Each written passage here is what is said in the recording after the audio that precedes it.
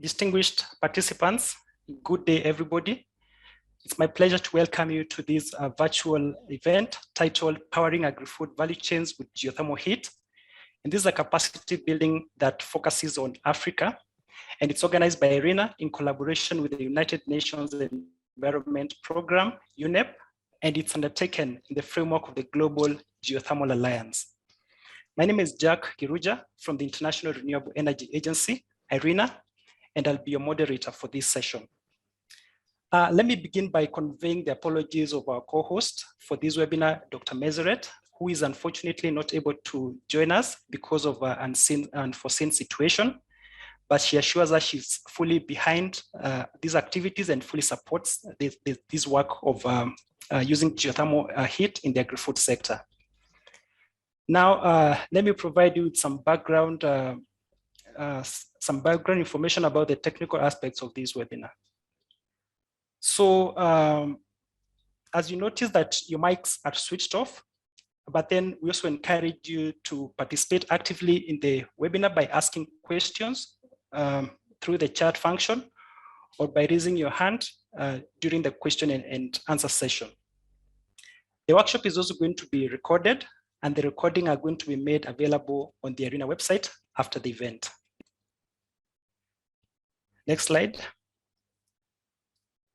Now, during this event, we are going to listen to a number of presentations by various speakers who will be making a case for the need to integrate renewable energy and specifically geothermal heat in the agri-food systems in the African context. The findings of a recent report by IRENA, which aims to promote the increased deployment of geothermal heat in the agri-food systems, is also going to be presented, as well as some selected case studies from around the world.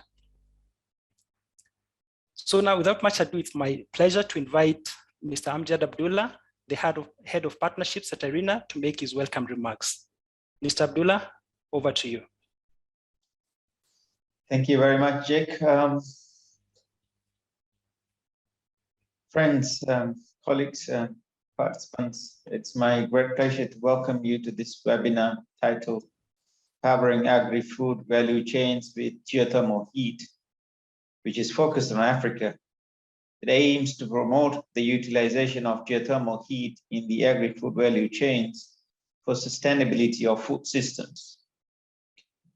The event is co-organized by IRENA and the UNEP in the framework of the Global Geothermal Alliance. The GGA is a multi-stakeholder platform for enhancing dialogue, cooperation, coordinated action among stakeholders worldwide to foster geothermal development. Obviously, Africa is among the regions of the world with the fastest growing rate in population. It will require increased food production to meet the nutritional needs of the growing population in the continent. On the other hand, agriculture remains a key economic activity in most African countries, employing millions of people.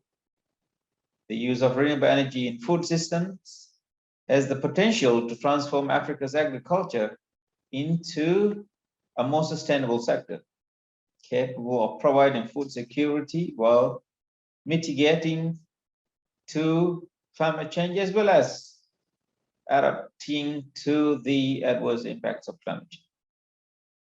Renewable energy solutions in agri-food sector could potentially cut down greenhouse gas emissions from the agri-food sector by around 30%. Furthermore, timely processing, drying, and storage of harvested food could be achieved through the application of readily available renewable energy. This can contribute to a significant reduction in food waste, which stands around 30% globally, and even higher in most developing countries. Africa is endowed with significant geothermal resources, particularly along the East African Rift, where close to 950 megawatt of geothermal power is currently installed, mainly in Kenya. In addition, various geothermal direct use applications, including greenhouse and aquaculture heating, drying of crops, and processing of milk, among others, are found in different countries with the total installed capacity of around 200 megawatt thermal. However, Africa represents only about 0.2% of the global direct use installed capacity. Globally, in the agri-food sector between 2015 and 2020, geothermal heating capacity in greenhouse increased by about 24%. In aquaculture, heating by 37%, and drying of fruits, vegetables, animal feeds, and cereals by almost 60%. Industrial applications of geothermal heat in agri-food is yet another area where growth has occurred, with projects in milk processing and winemaking, among others, emerging in different parts of the world. In Africa, in African countries, the agri-food sector employs many of the region's youth and women. The use of geothermal heat along the agri-food value chains, for example, food production, processing, drying, and cold storage, has the potential to enhance the food productivity, reduce food spoilage, and add value of food produce. This would result in food security, more employment opportunities, and higher income for the employees and other agri-food stakeholders. I would also like to acknowledge the efforts made by various geothermal stakeholders in Africa in promoting the deployment of geothermal direct use. The intent to take direct use more seriously in Africa was expressed in the statement of ARGO C7 conference held in Kigali in 2018, where stakeholders called on the governments in the region to mainstream direct use for social and economic well-being of their citizens.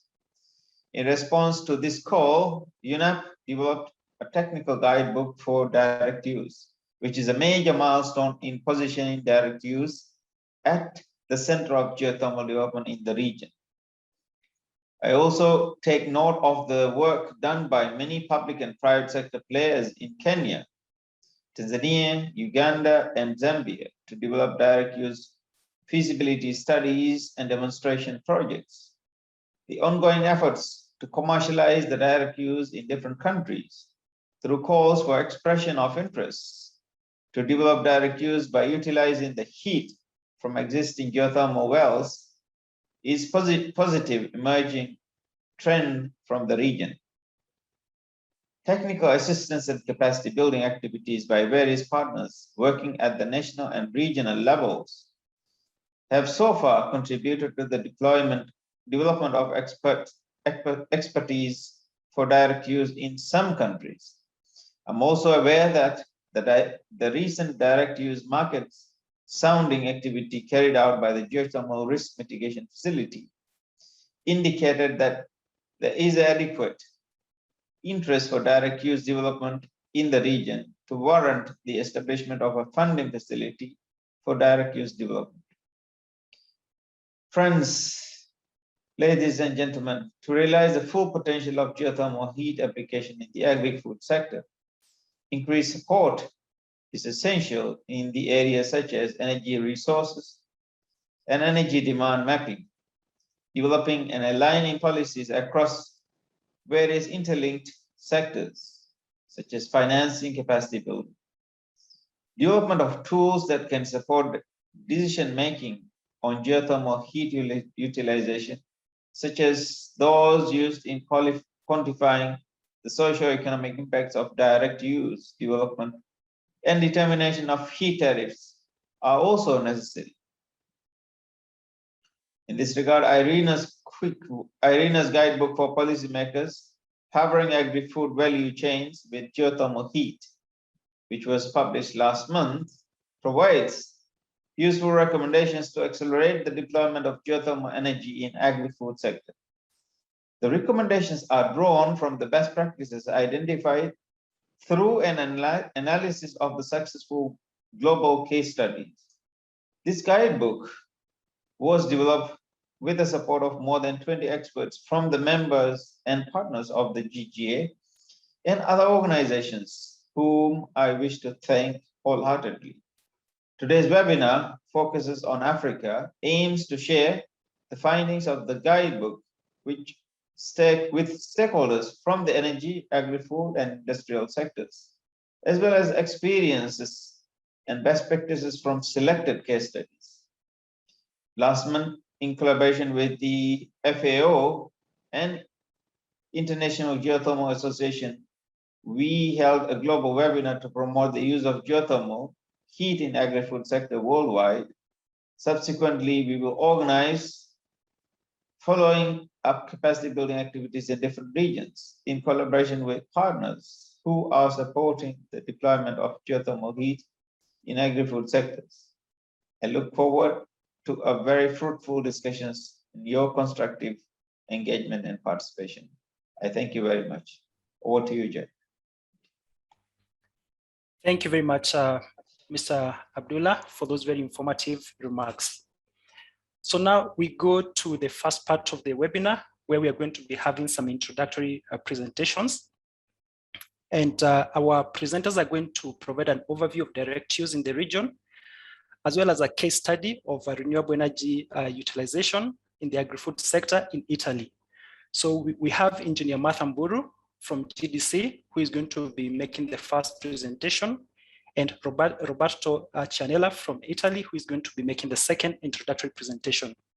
So first, we have Engineer Martha making a presentation on direct use geothermal technologies for Africa. And Engineer Martha Mburu is the manager for direct use at the Geothermal Development Company based in Kenya. So Engineer Martha, the floor is yours.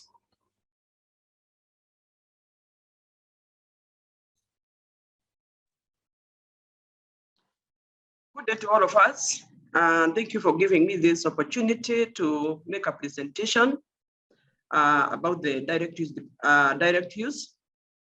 Jack will control my presentation, and I want to just start by saying that I feel honored as a person and as GDC to be given this opportunity to discuss about what direct use can be able to do for Africa. Thank you. Next. My presentation, I've divided it into 8 subtopics. I'll talk generally about the introduction, which has been discussed by the previous speaker. Then I'll talk about geothermal resources in Africa and viable direct use applications, DU and agribusiness value, agri-value chain in Africa, benefit of agri-food value chain in Africa, the challenges and handles, and what should be done. And I will also give a few selected photos of what we are doing in Kenya. Next. When I was thinking of this presentation, I thought of what constitutes this chain, the agri-value chain. It starts all the way from planning, when you're planning for a project, when you're selecting seeds, when you're planting, propagation and incubation, when you are taking care of the investment that you have, harvesting, storage and preservation, processing, transportation, marketing and consumption. In all these steps, geothermal heat can be used in one way or another. Next. And then the geothermal heat. Uses of geothermal heat depends on the temperature of the geothermal fluid. It depends on the processes that the energy requirement is supposed to be put into. It depends on the chemistry of the geothermal fluid, and it also depends on the equipment that is to be used. DU for agri-food application requires a wide range of temperatures as per the Rideau diagram. The lowest temperatures required for heating the growing environment, soil, aquaculture, greenhouses, which requires as low as 30 degrees centigrade. And then when we get to the level of value addition and preservation, we require the higher part of the Rideau diagram from 100 all the way to 180 degrees. Next. That is a Rideau diagram. I think I've just summarized it. And that shows that in agri-processing or in agriculture food chain, you can be able to utilize the geothermal fluid all the way from the lowest temperature to the highest temperature directly for heat. Next. Which are the key factors that need to be considered when determining which direct use project to invest in? One of them is energy availability. Of course, there is nothing you can be able to do on geothermal direct heat if you do not have the energy itself. Availability, quality, and demand. There has also to be demand. The other one is the other resources that are required. You require raw material, you require the technology and expertise. You require a market for what you process. You require infrastructure development, road, electricity, and communication. And also location of the project is very, very important. The stakeholders are very key when you're determining a direct use project.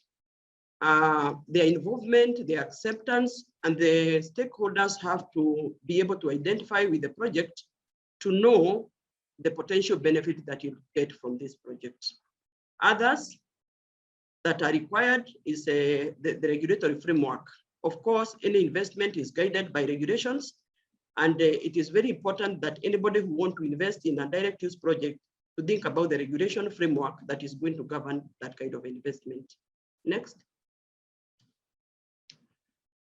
From my research, I realized that there are 20 countries that have reported availability of geothermal energy in Africa, all spread across from the north to south, east, and west.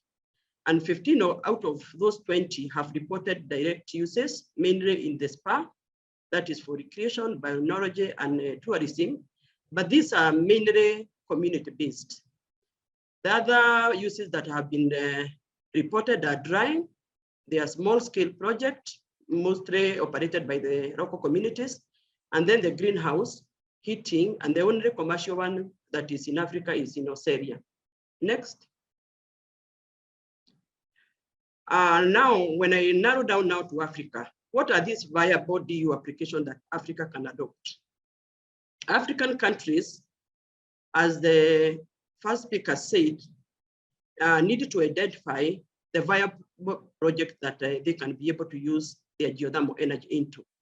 I really need us to know that it is always good to customize your need to the resources that you have.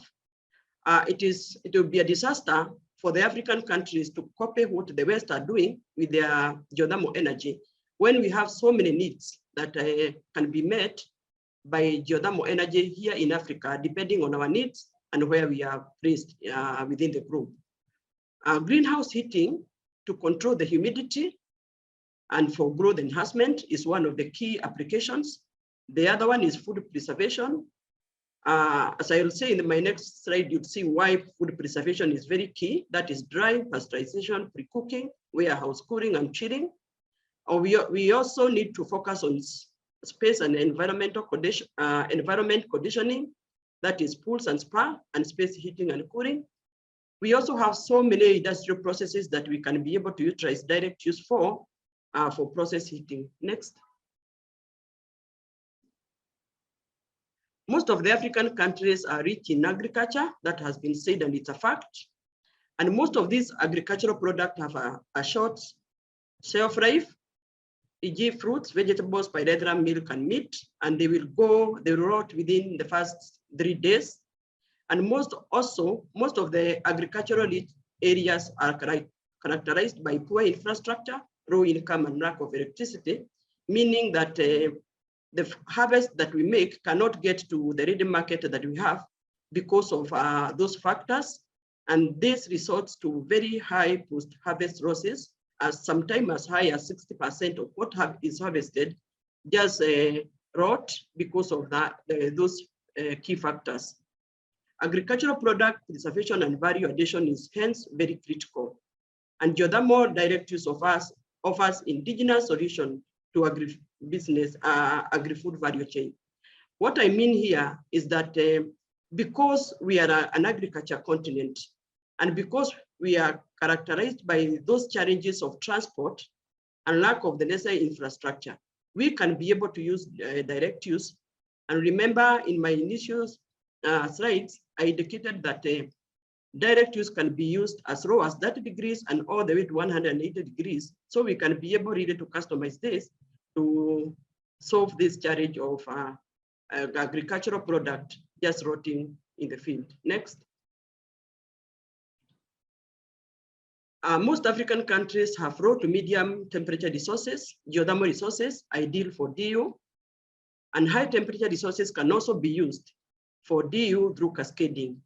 Most of the African countries, especially those that are located within the west side of the country and even at the north, their temperatures may not be able to support electric generation, but they are very, very ideal. Like for the aquaculture, it is very good that we focus on aquaculture because of its nutritional benefit, even to our people. The horticulture, greenhouse heating, vegetable drying, cold storage, and soil warming. That is an area that us in Africa need really to concentrate on. Other agricultural products that can benefit from this is grain drying and pulp evaporation. Agriculture also involves animal husbandry, where we can be able to utilize the direct use for pasteurization and chilling, meat processing, pre-cooking and canning, leather processing and tanning, and poultry brooders and hatcheries. Next. What are the benefits that we can get as a continent from the agri-food value chain using geothermal energy? Food security. We will get quality and quantity because we are going to get rid of the spoilage that happens immediately after harvesting or sometime in the farms. And we will enhance the revenue because when you can store your farm produce to sell when the market is high or when the prices are high, it will enhance the revenue. And the local community empowerment, we are going to enhance job creation and also market for the local products. When it comes to cascading, it is one way of ensuring that there is energy utilization efficiency and also globally for green energy utilization. Next. As a continent, what are the challenges and hurdles that rise ahead of us? One of them, and this is key, is an availability of the direct use structures within the institutions. If you look in many countries, there is no institution or company that is mandated to spearhead direct use. We at GDC, because one of our key mandate is a promotion and marketing of direct use, that is why we are able to move very quickly because there is a company and a department for GDC that is mandated to do this. Every time that an idea or a technology is opened within the country or within a company, nobody really focuses on it and resources are not allocated to those kind of resources. So if we will go anywhere for direct use in Africa, we have to have either a body or an energy company or the government itself being mandated to do the direct use work. The other one is lack of expertise and knowledge and technical support. Actually, direct use in Africa is at its infancy, and even in Kenya, we are still very far.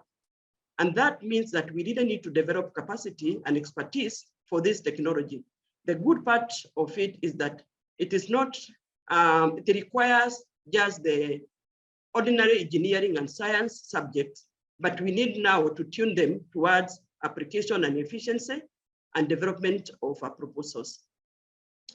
And the lack of government support and policy guide, as I said, some countries just do it at grassroots level within the communities. There is no one who is really mandated to do this. And that means there is no policy guidelines on direct use. Lack of financing. Of course, there is a lot of money that is required to do this project. They may not be so much as what is required for electric generation, but financing is required. And I will appeal to the development partners in various countries to allocate some of the resources for this work. And also the nature of DU. What do I mean here? Direct use, you cannot do it very far from the geothermal resource. And therefore, the investors, especially commercial investors, have to relocate from where they are, so they are to come and invest just next to the geothermal project. And most of the geothermal projects are in remote places, so there has to be a lot of incentive to companies or investors to come and relocate and put their project next to geothermal resources. And that's why creation of what we call the industrial park or resource park or energy park is a critical thought for any country that want to invest commercially on direct use. Next. Then with all those challenges, what should we do? As I said, countries need to mandate geothermal energy companies with the due promotion and investments. We need to enhance research and capacity building direct use in tertiary institutions of higher learning. Actually, people get to direct use of geothermal energy in the industry. There is not much that is done within the institutions, and that is where we build capacity. So it's an area that we really need to focus on. We also need to support the local community through partnership and financing, and development partners need to facilitate governments to uptake direct use. And the government also needs to enhance the direct use policy in their energy policy or Geothermal Energy Act or regulations. And we need to create awareness forum like what we are doing here to ensure that as many people as possible get to understand what they can be able to do with the energy they have. Next. I think now I'm just going to take you through a few photos that we have. Most of you may have seen them. This is a crop dryer that was developed in the 1930s. You can see direct use technology, even in Kenya was there. It's only that it was really orphaned in terms of who will spearhead it. This is a Buru crop dryer that dries by red ram, and it was developed by the many years ago. Next. This is what we are doing in GDC. These are greenhouses. They are small scale greenhouses, and we just set them specifically for marketing the technology. And now the technology has been understood by most of the African countries. Next. This is an aquaculture pod, and I want to say that because of the promotion and marketing that we have done, we have obtained people who want to put up a commercial aquaculture farm in Menengai, and at this point we are discussing how to go about it. Next. This is a milk pasteurizer that was set up in 2015 in Menengai through the partnership of USAID, and we use it to pasteurize milk for our internal consumption. Next. This is the latest project that we have. It's a semi-commercial grain dryer that dries maize. It can also dry wheat and barley. And it was procured through the partnership with the ICEDA, who funded it. And we have been operating it in Menengai since 2019. Next. There are other potential uses, as I said, especially in processing and value addition and preservation. And that is what we need to get to. We have done a study on meat processing, where the geothermal energy can be used for washing, pre-cooking, canning, and chilling. Next. We are currently undertaking, we have done preliminary studies on honey processing, especially because in Baringo Sirari, where we are currently very active, the community there do a lot of honey farming, and we can be able to partner with them in honey processing. That is one way of ensuring that the local community accept what we are doing as GDC. Next. This is a cold storage and refrigeration. As I said, this is one area that we really need to look at, especially when we go to our next project, Baringo Sirari, because the place is very hot, and we really need to be able to cool the offices and also preserve whatever we are going to process because of the high temperatures that we have there. Next. I think I'm done, and I really want to insist or to emphasize the need for partnership. All these projects that you have seen that we have done in GDC were done in collaboration with our development partners. We partnered with the USAID, we partnered with ICIDA, and currently we are partnering with World Bank. And with those kind of support, we are able to move quickly as a country and even as a company. So partnership and financing is very important, even to create awareness. Thank you so much. So thank you very much, Engineer Martha, for that wonderful presentation. So we take note of some of the things that you've said. First being that Africa needs to use its geothermal resources to meet its immediate needs. And clearly, as you presented, spoilage of harvested food is a great concern for many African countries. And this makes geothermal very ideal for the region. We also want to appreciate the leadership of GDC in promoting direct uses in Kenya and by extension in Africa. So now we move to the next presentation, which is a case study on leveraging renewable energy in the agri-food sector. And we're going to have Mr. Roberto Cianella, who is going to speak about the Tuscany food community in Italy. So Mr. Cianella works for the Ministry of Ecology and Transition in the Italian government in the Directorate of Energy Incentives, focusing on the incentives for new technologies and research on energy sector. Mr. Roberto, welcome. Thank you, Jack. I try to share my presentation.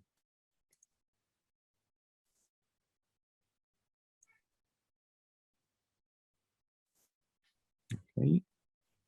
Do you see? Yes, we can see it. Okay. If you could just make it a presentation mode. Yes, just a moment.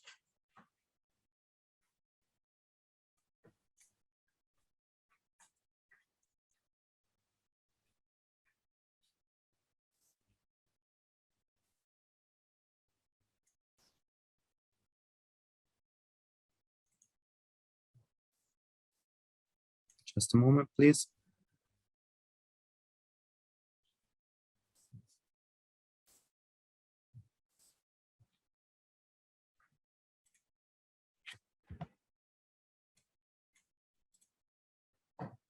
I try to share again.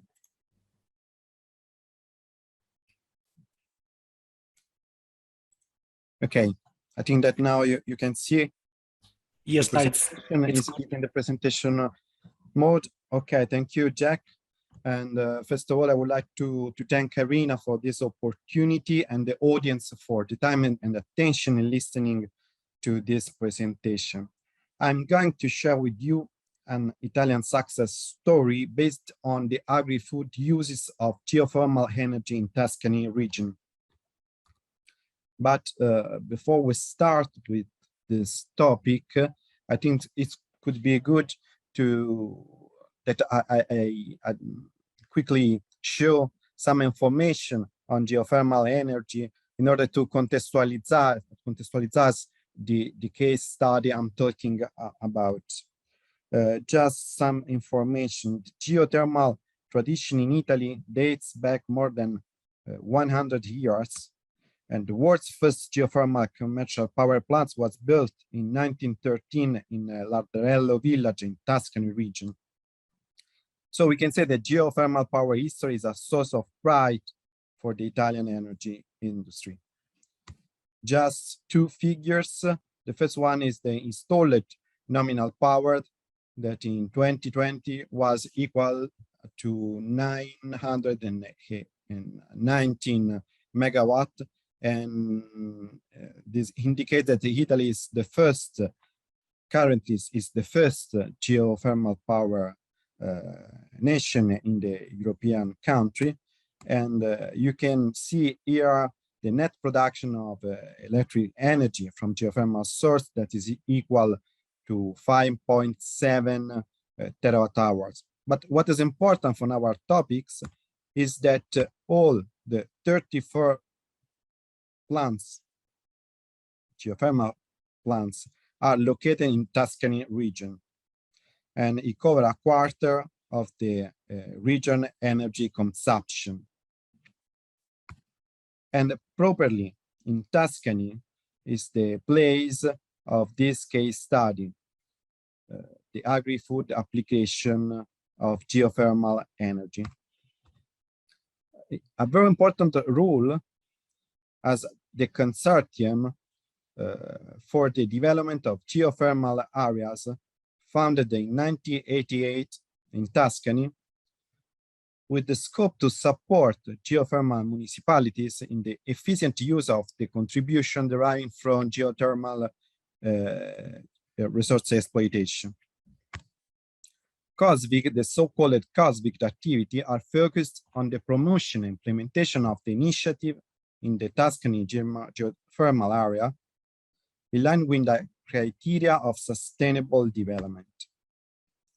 As mentioned by a COSVIC representative in 2099 publication of IRENA, the governance model related with the use of geothermal resources in Tuscany provides for revenue redistributed from geothermal energy projects to benefit local population, make geothermal territories more attractive to investor and tourism, and in order to improve the environmental impact of industrial activity. And in this context, the Community of Food and Renewable Energy of Tuscany was established in 2009. Our case study regards this community that joins together 20 small enterprises which are active in the agri-food sector. In addition to COSVIC, the initiative was also promoted by Slow Food. Slow Food is an international foundation established in Italy in order to promote high-quality food, local and traditional food, and artisan production method of food, in opposition to the idea of slow food and industrial junk food. Characteristic feature of the local food business part of the community are the dominant use of renewable energies in the production processes, the recovery of traditional high-quality production and local risk disappearing food, the relaunch of forms of sustainable agriculture, and the presence of short supply chain. In fact, all raw materials coming only from the Tuscany region. What is the composition of community? The businesses located in the community include geothermal greenhouses for growing plants, also for food uses, production of fresh sheep cheese by means of geothermal heat, and a craft brewery using geothermal steam as primary energy source. Moreover, the community is also made up of farm, olive oils, and bakers, which use and produce with the relative waste renewable energy. Now we move to the first case I'd like to show with you that regard the craft brewery. The geothermal craft brewery is really a very important example of a member of this community.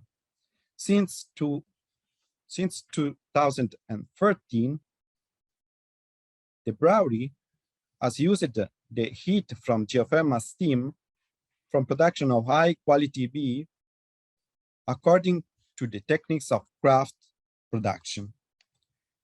The use of geothermal steam allows to quickly reach the necessary temperature for production and a saving on energy consumption.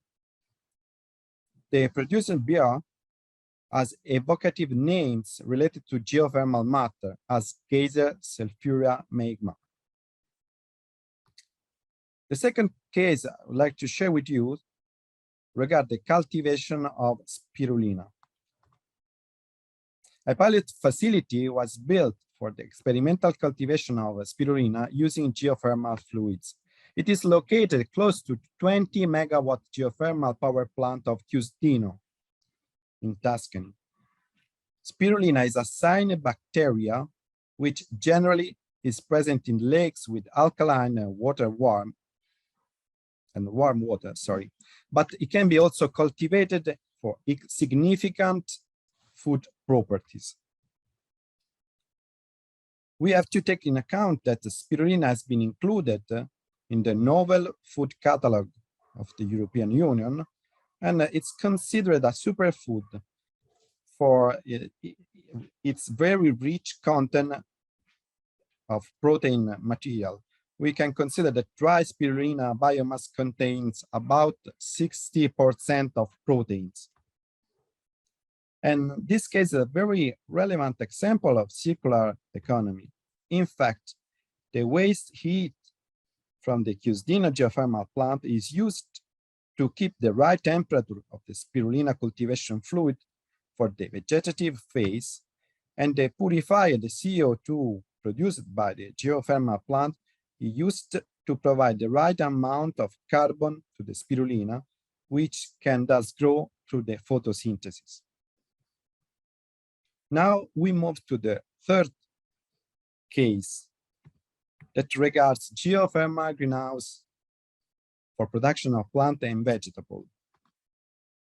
And I'd like to go in depth to two examples. The first one regards the last greenhouse in the area, in order of time, entirely heated by the nearby geothermal power plant, which has set its own business in the production of basil for pesto. It's an Italian condiment, and other aromatic plants. And the first geothermal greenhouse, even in order of time, it is active since 1970. That is specialized in cultivation of exotic and indoor plants. These greenhouses are kept at the ideal cultivation temperature among 25 and 27 degrees, thanks to the heat coming from the nearby geothermal power plant, which allows to save a very significant quantity of diesel fuel that is estimated around 9% of the diesel consumption of the entire province of Siena. In order to summarize, let me show at the end the benefits of the community.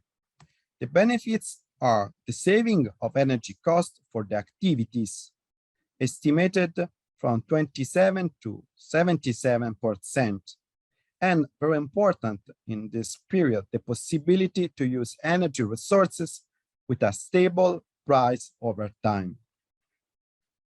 The second point is the reduction in fossil fuel consumption and CO2 emission.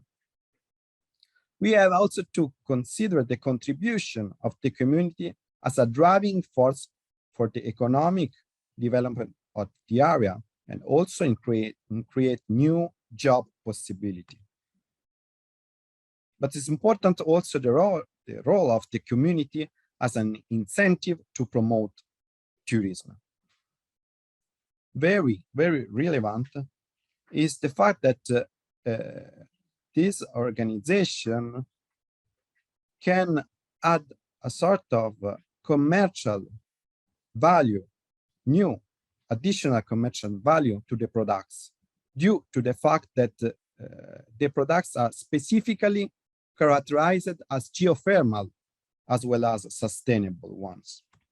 And in fact, the community members have achieved a quality label to be applied to the related products as a guarantee of clean energy use and the respect for the three principles of slow food foundation philosophy that are good food, clean food, and fair food. Thank you for attention.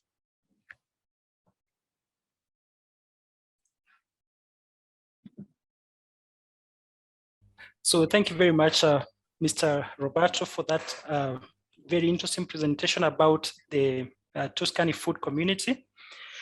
I mean, what's very interesting is the fact that you have about 20 small enterprises decided to come together to utilize the locally available renewable energy resources, and also are committing to get the raw materials for their products from the local area, which of course leads to more development, economic development in the local area. So we really appreciate this presentation, and we are looking forward to some questions from the audience, which we shall be taking at the end of this session. So thank you very much. And now we go to the next part of the webinar, which is also a session that is going to extend into the afternoon. And we are going to be focusing on sharing of the findings of IRENA's guidebook for policymakers on powering the agri-food value chains with geothermal heat. During this session, we are going to be hearing the presentation of various case studies, which are going to exemplify the success factors which led to the development of those case studies. So we're going to have two presentations, one on the mapping of geothermal energy resources and their collocation with the heat demand, and another one on the enabling policies and regulations and cross-sectoral coordination. And this will be followed by a case study presentation from New Zealand. So our principal speaker for this part is Mr. Hezi Ram, who is going to be sharing the key findings of the guidebook for policymakers developed by IRENA. And this is a report that was recently published. Mr. Hezi Ram is a senior geothermal consultant at Greenmarks Capital Advisors, and he has led the team which supported IRENA in the development of the guidebook. He has many years of experience in the geothermal industry as a developer of power plants in North and Central America, as well as a consultant regarding capacity building in East Africa. Mr. Ram's first presentation will be on the mapping of geothermal energy resources and their collocation with heat demand. And this presentation is going to focus on improving market intelligence in order to de-risk and optimize geothermal energy investments in the agri-food value chains. So without much ado, I welcome Mr. Hezi Ram to make his presentation. Welcome, Hezi. Thank you, Chair, and thank you, IRENA, for the opportunity to speak. We heard both Roberto and Marta talking about the specific projects in the direct use application of in the agri-food industry. And now we want to go back a little bit and talk about the fundamentals. Now, the first presentation that is talking about the mapping and the mapping of both the resources and the demand was really prepared by a colleague of mine, Anna Colvin, who could not make it because of the timing zone. She will join us in the afternoon when it's going to be more comfortable time for her, which is in South America. So the first one was prepared by Anna. I'm just delivering her presentation. Basically, what we're talking about is we're talking about the two issues like demand and supply.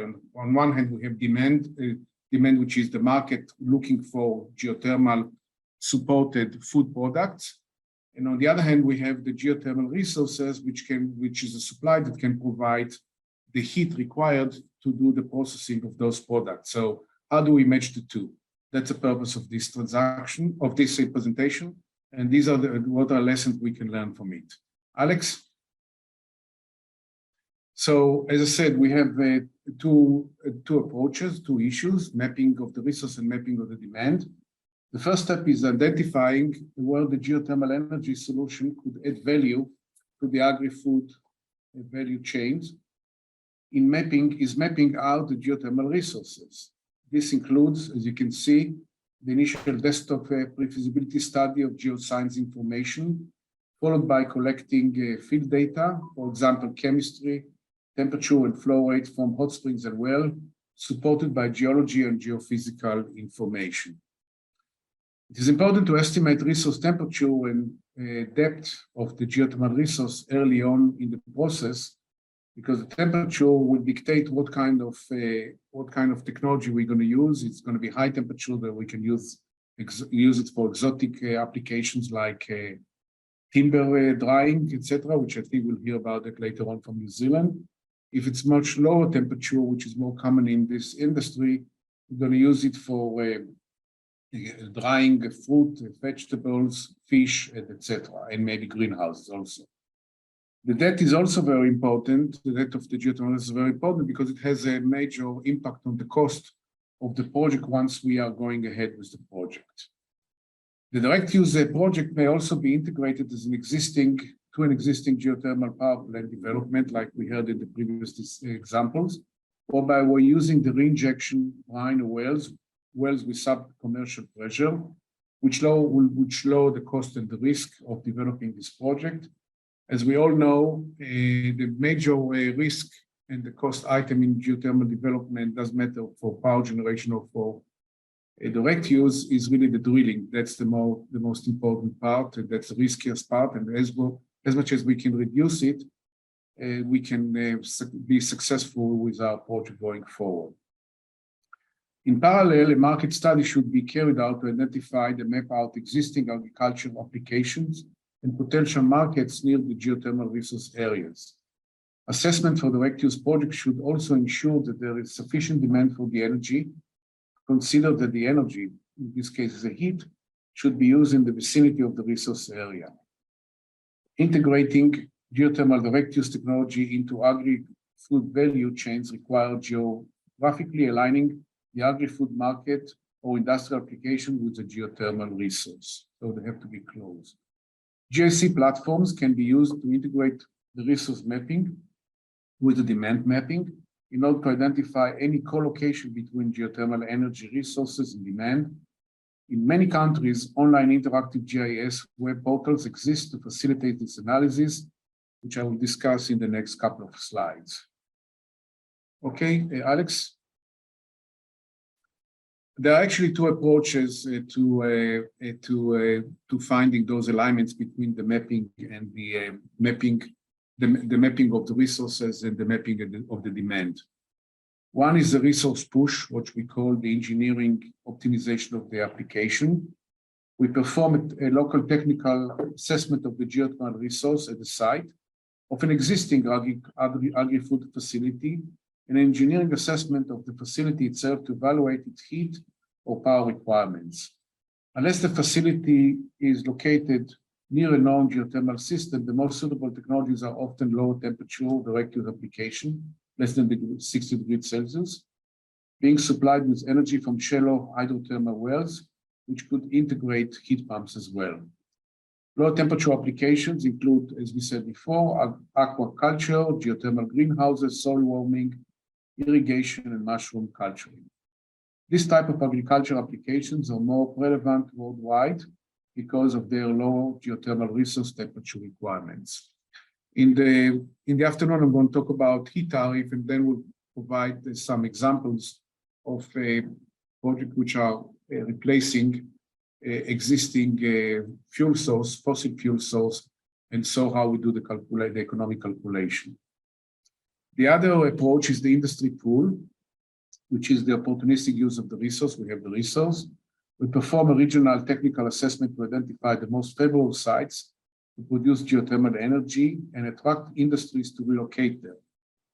I think Marta mentioned the issue of the industrial park, which basically is this concept. This could also entail carrying out an assessment of the potential geothermal agri-food application around an area with known geothermal potential. That's what Kenjan is doing in Kenya. Next one. So we do have all kind of tools in order to get the information that we need on to optimize the applications. The initial state, we look at the digital data portals, online databases, interactive GIS maps, analytical tools that can help to identify potential areas with geothermal resource suitable for direct use application. Many countries and regions have developed these types of tools to support initial identification of sites with techno-economic potential for direct use application. The interactive maps and analytical tools facilitate geothermal direct use resource assessment for potential investors in the regional, national, and local levels. These platforms do not replace in the technical feasibility studies, which we'll talk about later. Rather, they provide just an initial overview of the geothermal potential for given location or region. So it's like a first stage screening. Digital portals are useful to policymakers to raise awareness of geothermal solutions, promote accelerated geothermal development, and encourage development of new areas. And we'll see some example in the next slide, Alex. So here we see what we discussed in the previous slide, which we have all kind of tools which are available across the globe. Actually, we do have those kind of tools were developed in Africa. They were developed by NREL in the United States, developed in New Zealand, the Netherlands, in Europe, and those tools are available mostly to anybody who wants to use them. And I think that they should be considered very seriously once you go to the approach of developing the geothermal direct use application. I won't go into the details. You have the presentation, so you can research those websites of those applications later on. In conclusion, or recommendation, Alex, we do have several measures can be taken to address the challenge of mapping out both the resources and the demand. Perform technical pre-feasibility studies, including on-site data collection. Utilize mapping tools such as digital data portals, online databases, as I mentioned before, interactive GIS maps to support resource identification. Then consider ways to reduce cost and risk, such as development of geothermal resources or related to existing electricity generation. Identify co-located geothermal resources in agri-food application through engineering optimization or opportunistic use of the resource. I think this presentation was quite clear, and if there will be any questions, I'm sure they will be asked at the end of this session. Okay, thank you. So, Jack, shall I move to the next one, or do you want to say a few words? No, thank you, Nancy, for that. So I think we just go to your next presentation, which is going to be on the enabling policies, regulations, and the cross-sectoral coordination that's necessary for a geothermal heat application in the agri-food sector. So Hezi, back over to you. Thank you, Jack. And now I'm talking about the presentation I prepared, so I'm changing hats. And we're going to talk about what kind of policies and regulations will be required in order to foster this industry, to make this industry food in direct use application in the geothermal industry. What we need from the government, from the various government entities to help us, and how important is this cross-sectorial coordination. Next slide, Alex, please. Okay, so generally speaking, renewable energy technologies used government support all during their development, and it came in the form of subsidies, feed-in tariff, etc., etc. Otherwise, I don't think solar and wind would have been so successful as they are today. But I think there's no other renewable energy technology like geothermal that requires that much involvement from the government at the various levels. And it's very simple. The reason for that is very simple. Solar and wind are free. There's no control. Nobody controls the air. Nobody controls the sun. And there's no issues there. Geothermal is much more complicated because we are dealing with a geothermal resource, which has different definitions in different government, in different places, different ownership. In many of the countries, especially in the development world, the resource is owned by the government. In the US, for instance, the resources can be privately owned. So there are different approaches and different issues. And that's why we need the involvement of the government in all different areas in the geothermal industry. And this involvement will not stop once the geothermal power will go on parity in terms of price, like it happens with solar and wind. It will continue because every time we develop a project, we need to deal with the government because of the very nature of the geothermal resource. So that's basically where we're coming from. That's why we need the government involvement in various levels. Next slide, please, Alex. So we need policies and we need regulations.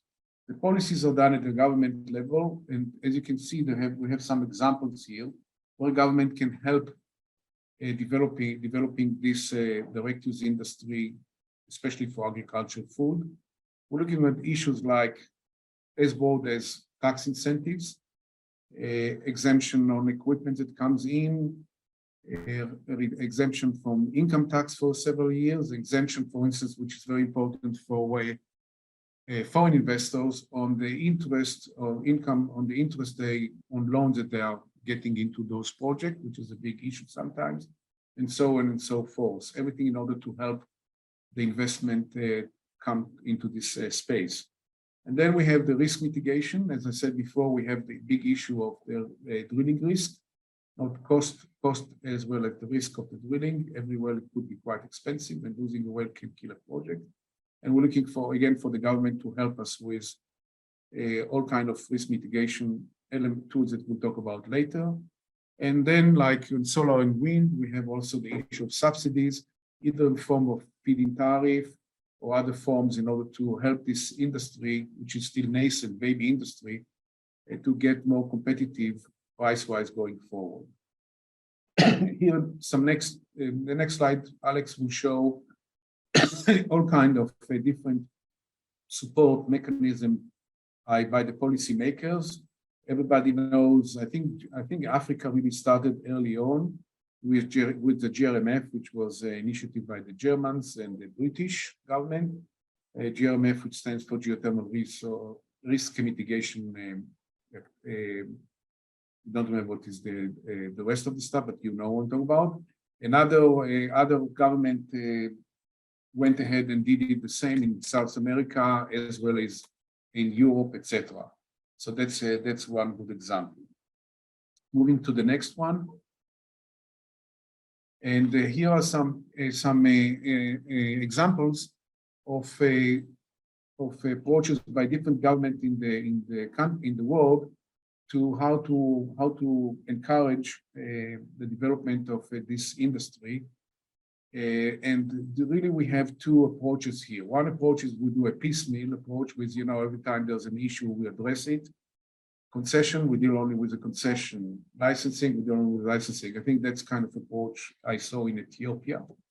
Or you can do a holistic approach whereby you prepare much more a complete set of tools and regulations, and then break it down to details, which we'll see later on. I think Turkey is probably one of the examples. It's not here, but Turkey, I think, probably a good example that, from my experience, took the holistic approach, and early on they put a set of tools in place that really helped the industry to develop very quickly and very profitably. Next one, Alex. So we have what's the high-level approach? Prepare for government, prepare a master plan, and you can see all the elements that you want to include in this master plan. And we do have some examples of governments that did it, as we can see in the next slide. See examples all the way from Uruguay, New Zealand, which I guess we'll have another presentation shortly about, and the Netherlands. I won't go into details, but I think that what's important to emphasize here is that we need to have numeric performance targets. The government the government cannot just go out and say, okay, I want more geothermal development, I want more agricultural products to be supported by the geothermal heat. I want all this kind of stuff, which were very nice on the paper. And for that, I'm willing to provide those kind of mechanisms, tax incentives, risk mitigation tools, subsidies, whatever the case is, easier licensing, special concession treatment, all this kind of stuff, whatever the things that some of them we'll see later on. The government can do it, but they have to have a target because all those, some of those tools are costing money the budget, costing money the taxpayers.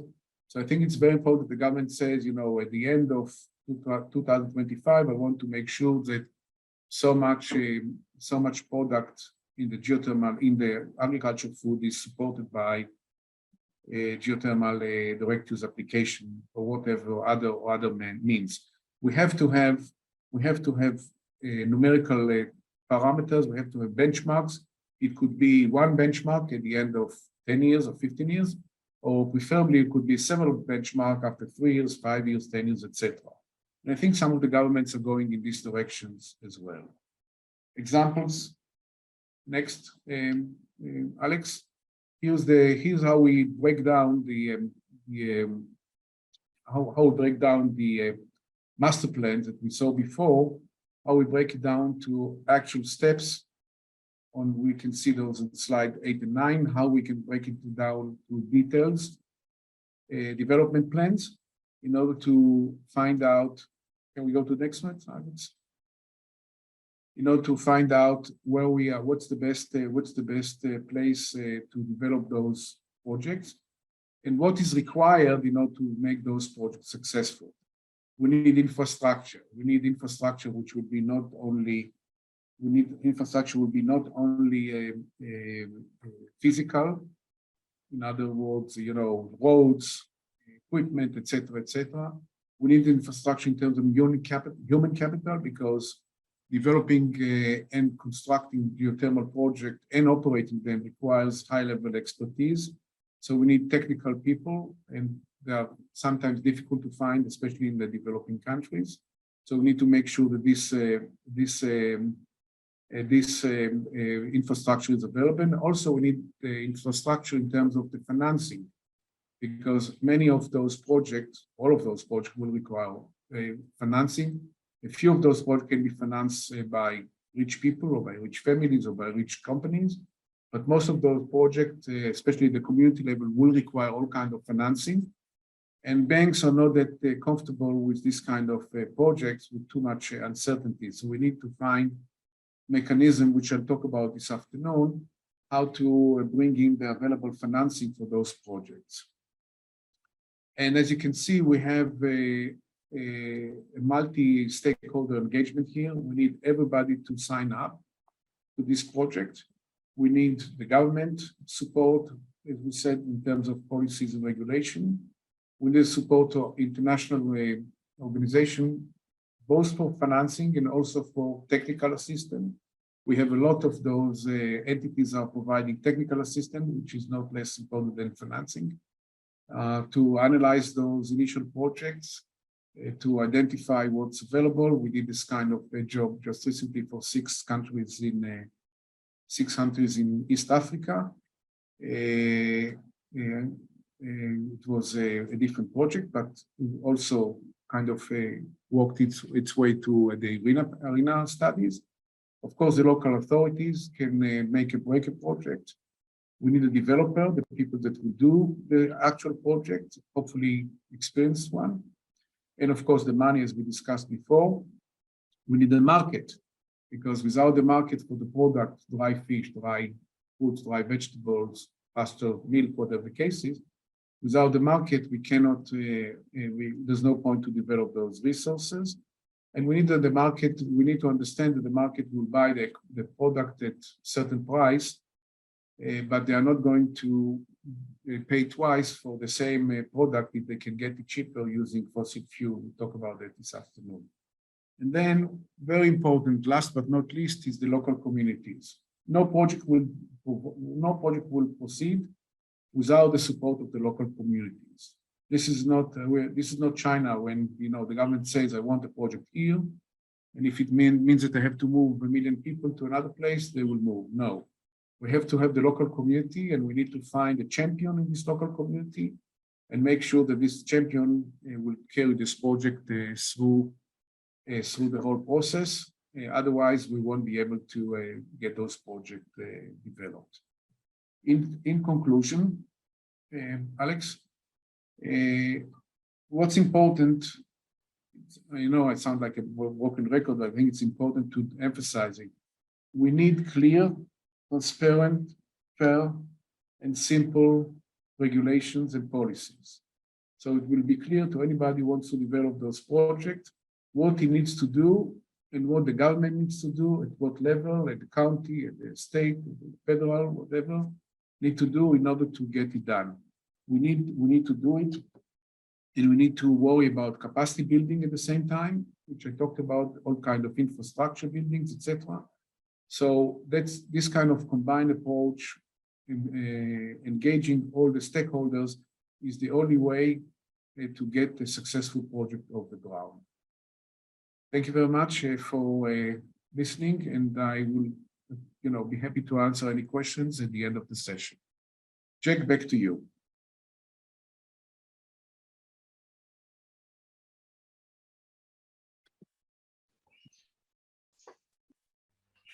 Yeah, thank you very much, Ez, for those two wonderful presentations. So from your first presentation, we note the importance of having the correlation between the location of the geothermal resource and the demand for heating. And you've highlighted the importance of maintaining a database whereby this information can be easily available so that when people need to make investment decisions, they have a place where they can easily check out this information and decide on the locations where they want to set up the business. Regarding the policies, you've mentioned the importance of developing the heat roadmaps with clear targets, which then should be followed by policy instruments to support the investments. You've also mentioned about the fact that the development of direct use projects is a multi-stakeholder activity where we have several stakeholders involved, from the project developers to the facilitators, such as the governments and the local communities, to the investors, and finally the local communities. So thank you very much for that. And now we go to the next presentation, which will be a case study on resource and demand mapping. We're also going to talk about the Geoheat Strategy for New Zealand. And this presentation will be made by Kenny Tsui and Brian Carey from the New Zealand Geothermal Association.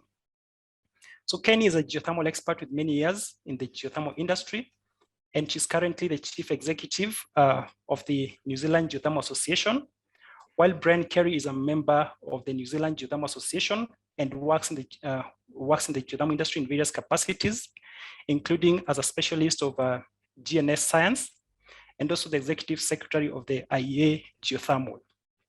So I welcome you, Kenny and Brian, to take us through the next presentation. Over to you. Thank you, Jack.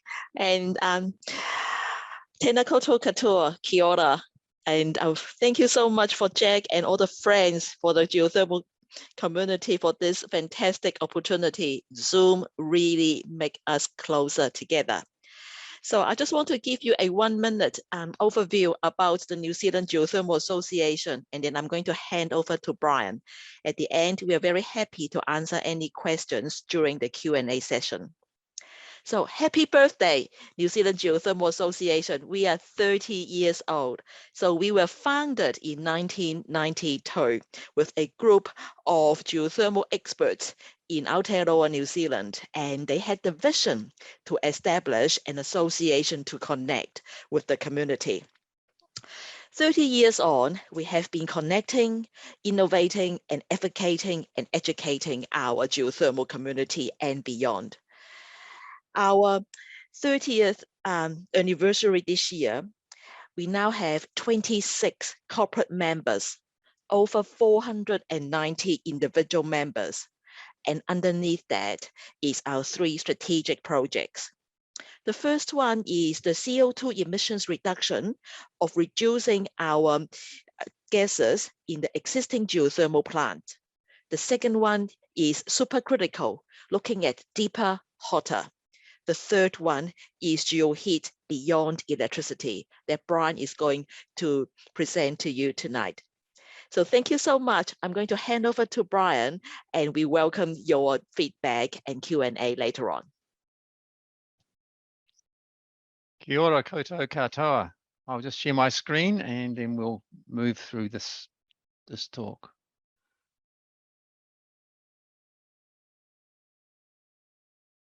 So I want to say thank you to IRENA, the UN, and to Jack. Let's just share the screen, shall we? Right.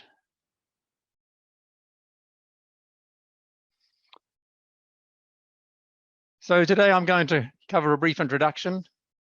I'm going to talk very quickly about greenhousing in New Zealand and some of the challenges which we are facing in New Zealand.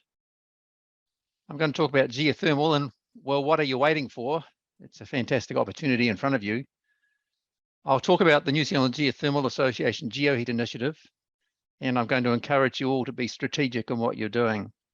So you've already seen the orange Geoheat Strategy for Aotearoa New Zealand, 2017 to 2030, and we'll cover a little bit of that through in the presentation. So yes, tēnā koe. So that's hello to you all in Te Reo Māori. I'm a mechanical engineer. I work for Geoneer Science. I'm also the Executive Secretary for IEA Geothermal, and I'm a member of the New Zealand Geothermal Association, and I've worked on the Geoheat Strategy for Aotearoa New Zealand since its inception. So here we are, way down in the Southwest Pacific, Africa sitting here, and New Zealand right down here out in the Southwest Pacific. So a fair way away from where you are today.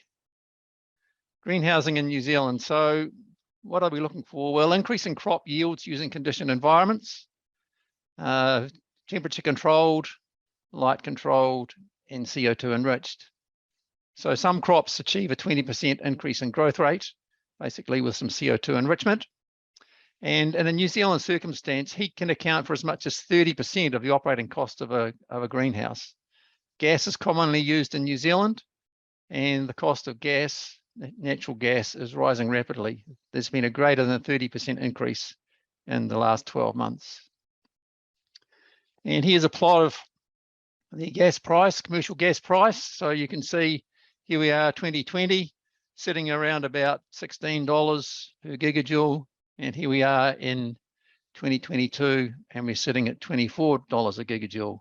So that's a pretty dramatic increase. And when 30% of your operating costs are around gas supply, that's a pretty large increase over the last couple of years. So geothermal is really the question. And when the Geoheat Strategy was launched by the president of the New Zealand Geothermal Association in 2017, he questioned us, what are we waiting for? And I question you today too around what are you waiting for? Geothermal is here, it's ready to be used. There's lots of technology that's basically been in play for many, many years using this fantastic energy source. And so what are you waiting for? Well, I'm going to change tack now a little bit because the Geoheat Strategy for Aotearoa New Zealand is more focused on industrial scale geothermal heat in New Zealand. And quite a bit of that is applicable to the things that you've been talking around today in terms of the agri sector. But just to remind you that geothermal energy is renewable, it's low carbon, it's cost effective, and I'm going to show you some figures in a minute. In New Zealand, it's available and it's proven its scale. New Zealand has large scale geothermal utilisation, both in the direct use and in the electricity sector. New Zealand has one of the largest industrial scale direct uses in the world at the Kawerau facility. And because of the length of time that it's been developed in New Zealand, it is low risk. So I'm going to focus now on some pricing again to just put a perspective for you. So the cost of natural gas, you saw the orange line before, which was the commercial price for natural gas. Well, I'm going to show you now the industrial price, which you can see here, 2020, it was about $8, $7.50 a gigajoule, and it's now moved up to about $9 a gigajoule. So industrial scale natural gas is much cheaper than commercial scale, but still the price is rising a little bit. And then let's also look at the cost of electricity, dollars per gigajoule. So here we are. Here we have the grey line is the industrial cost for electricity. So again, if you go back 2020, it was around about $40 a gigajoule, and where we are in 2021, it was sitting around $45 per gigajoule. The orange graph is for commercial electricity supply, and that's in today's pricing, it's about pretty much the same, about $45 per gigajoule, whether you're purchasing electricity for industrial supply or for commercial supply. So let's just look at the emissions trading scheme and what the cost of carbon is doing in New Zealand. So if we go back into 2020, the cost of carbon was about $25 per tonne. And when we come through to 2022, we are now sitting at $75 per tonne. So over the last 2 years, there's been an increase of a 3 times increase in the cost of carbon that energy users have to pay. So if we translate this into the New Zealand situation, I have here on the left various types of energy. So geothermal, biomass, electricity via a heat pump, gas, coal, wood pellets, etc. And this table was developed to convert the energy, whether it be in biomass or geothermal, through to a delivered energy cost. So you've got your basic cost of energy, you've got your carbon factor, which is basically the tons of carbon dioxide per gigajoule that's going to be emitted from the type of fuel you're using, and there's a cost for carbon. We've also used the conversion factor, which says, well, how much of the heat can you actually convert into heat in your process? And these factors in this column here basically are the conversion factors that have been used. And if you look at the results, what it lands up with is that the cost of energy delivered, dollars per gigajoule, when you put the base cost of the energy together with the carbon cost, together with the conversion factor, it gives you $10.30 a gigajoule for geothermal direct energy delivered. And you work your way down, biomass, $12.50, and you come right down through to electric when you're just using electric resistively at $45 a gigajoule. So I just want to point out a couple of things here. So this is electricity using a heat pump, very interesting technology. Heat pump technology is massively developing and is being widely used. So you can take 1 unit of heat energy and basically you can amplify that through a heat pump. So let's put it the other way. Take 1 unit of electricity and you can basically deliver 3.5 units of heat. And if you do that, you're sitting at about $12.86 per gigajoule. Now, you've got to remember that heat pumps that we're talking about here will only work at lower temperatures. They're not high temperature devices, but for the agri sector, which we're talking about, heat pumps are ideal because they can easily manage 60 or 70 degrees Celsius in terms of supply temperature delivery.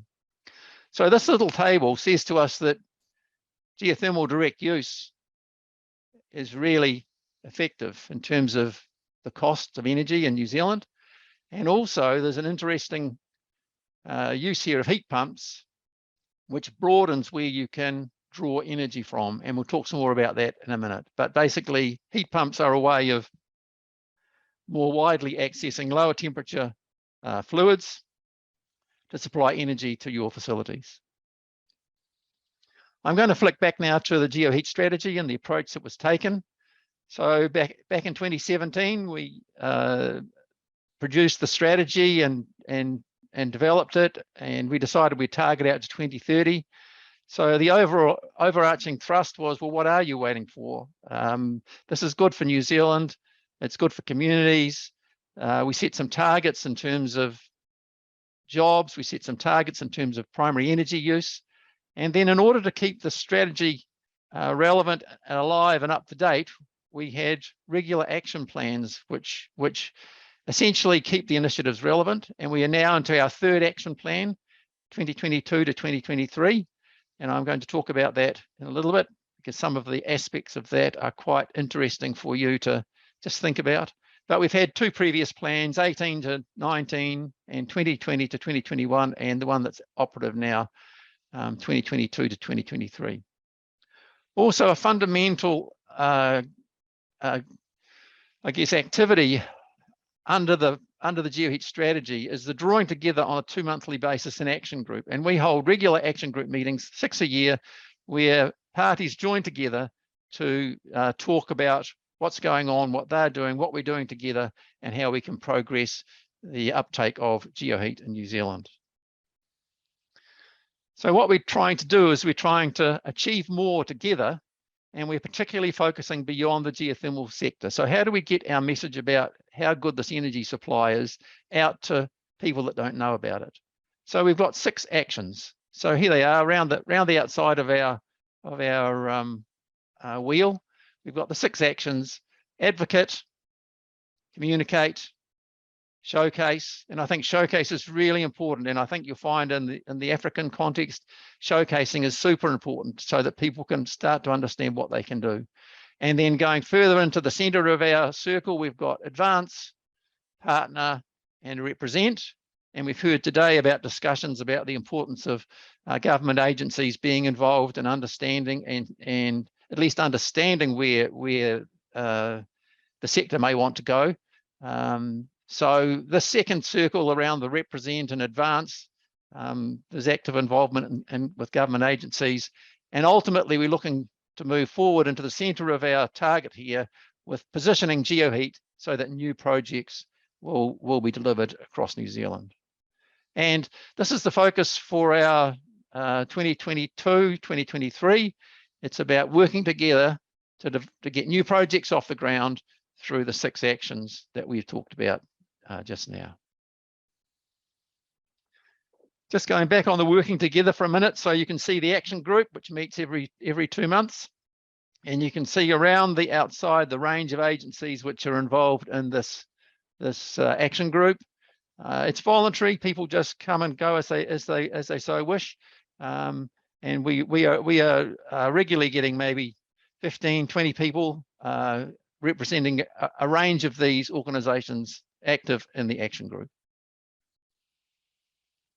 So it's about being strategic, really. So that's the idea. How do you put these building blocks together so they fit together, so it makes it easier for people to see what geothermal might offer and to help them put the blocks together so that they can benefit from these fantastic renewable energy sources which are available well in New Zealand to us and in Africa to a number of the African nations.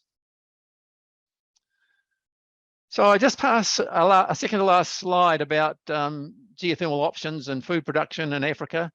As we've heard, low to moderate temperature geothermal is available in some places, and I've put a couple there. The Osirian rose growers, basically, they've had a massive geothermal installation for many years. Menengai, tomatoes and capsicums, and we've heard all of the other things that are going on there from Martha's presentation.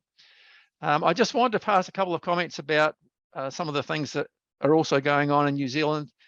Aquaculture, growing prawns, honey processing, milk processing is quite a large one, and obviously the growing of tomatoes and capsicums in greenhouses, and also some flower growing as well. I want to take you now, though, to this question around of the heat pump technology. So heat pump systems are able to use ambient temperature groundwater as a source of energy, and heat pumps can both heat and cool. And they deliver 4 units of heat for 1 unit of electricity. I said 3.5 on the other table, but 1 to 4 is fine too. So I just say to you, when you're thinking about geothermal for Africa, are there other options which you need to open up and think about, which are broader than your traditional geothermal low to moderate temperature sources? Because it may be that there are some opportunities where the energy, a more efficient energy source, can be used at an existing location rather than having to move a facility to a geothermal location. So are there other options? Just you need to think about them. And I just want to emphasize that you definitely achieve more with a coordinated strategic approach as opposed to being ad hoc. So I would encourage you to be strategic in what you're doing and work together, basically, to put the blocks together and make it easier to put those blocks together. And if you do that by sharing what's going on, I mean, sharing across the nations, yes, but certainly sharing inside of your nation. So to be much more collaborative rather than being competitive, I think there's real opportunities to make significant advances in the agri sector for Africa. And with that, I'll say kia ora, which is thank you in Te Reo Māori. And down at the bottom of the slide, I have given you the web address, which will let you go and download the Geoheat Strategy and the action plans that we've got. And here's the current action plan here, the 2022-2023 action plan. And with that, I just want to say thank you very much, and I'll be happy to take a few questions as we move on through. So thank you very much, Jack.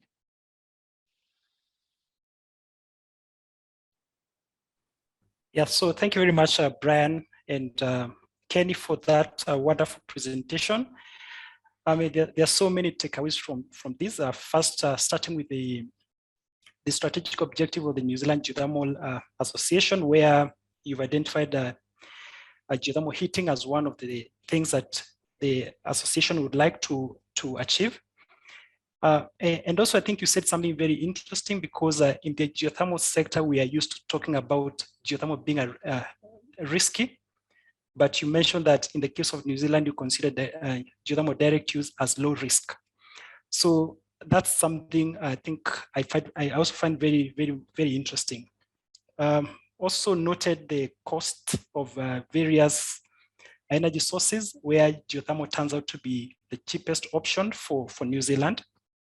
And I believe it's the same for many other countries. So thank you very much for these insights. And now I think we've come to the end of the first session of this webinar. And now I open the floor to questions.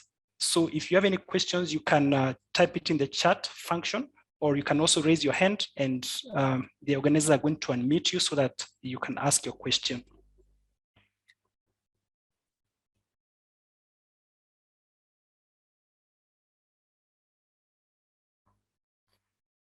And maybe I can begin by posing some of the questions that have been asked by the audience.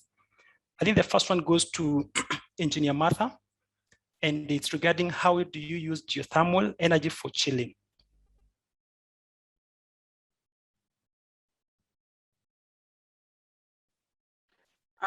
Thank you, Jack, for that question. I hope the audience can hear me. Yes, we can hear you. Yeah, the use of geothermal energy for chilling, you use absorption chillers. So you need to, and that's where you use the heat for cooling. It's a very interesting technology, but it is available in the market. Okay, thank you very much for that response. Then we have another question from Frederick Apollo. It goes to Roberto. And Mr. Apollo is asking how many hectares of greenhouses are being heated with geothermal in Italy, and what are the dominant crops that are grown there? Thank you for this question. So we have some representative example. Two are the best one, the major one, and I illustrated before. It's very interesting, not only the fact that they are used geothermal heat, but also the fact of characterized, that the products are characterized as geothermal. And in particular, I would like to underline the fact of the connection of high quality food.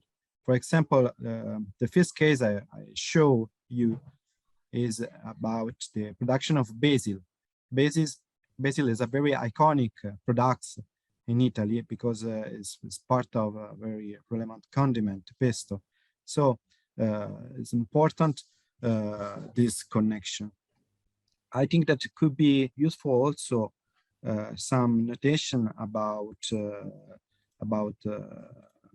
the consumption. I think that it could be useful to share that the saved primary energy is about 810 TEP per year, and the saved methane is almost equal to 900 cubic meter per year. So we can say that the CO2 emission reduced is very high. And also in terms of cost, we have a reduction very, very important. This is equal about 25–27%. I hope I answered to your question. Yeah, thank you very much for that. I think there's also a follow-up question for you, Mr. Roberto. And this is from Melissa, and she's asking, what type of geothermal energy is used in the agri-food sector? Is it the shallow or the deep geothermal energy? So probably you could let us know from the case of Tuscany, what type of resources they are using there. So in that case, the use of geothermal is connected to the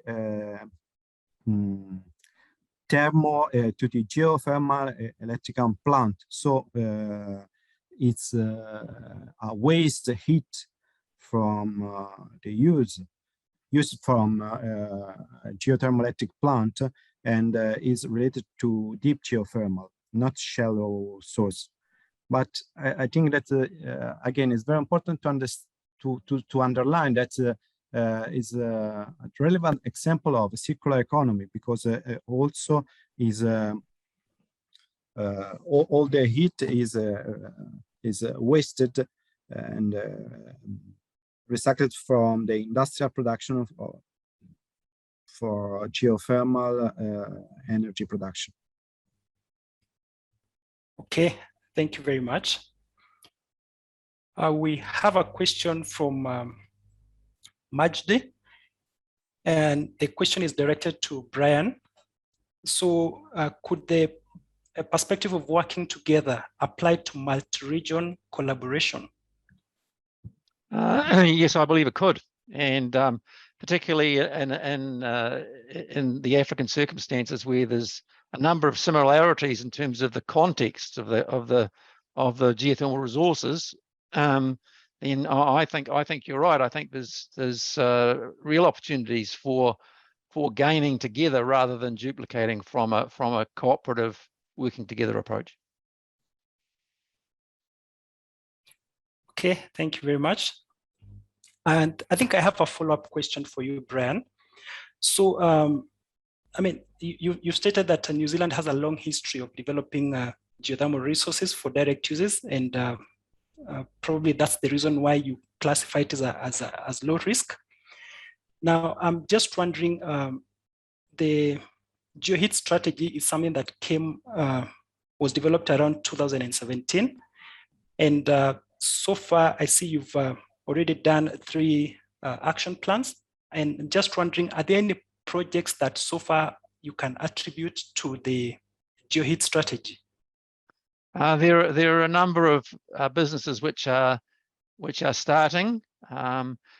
I guess I'd say the COVID pandemic in New Zealand has put a bit of a hiatus on some of those businesses actually getting off the ground.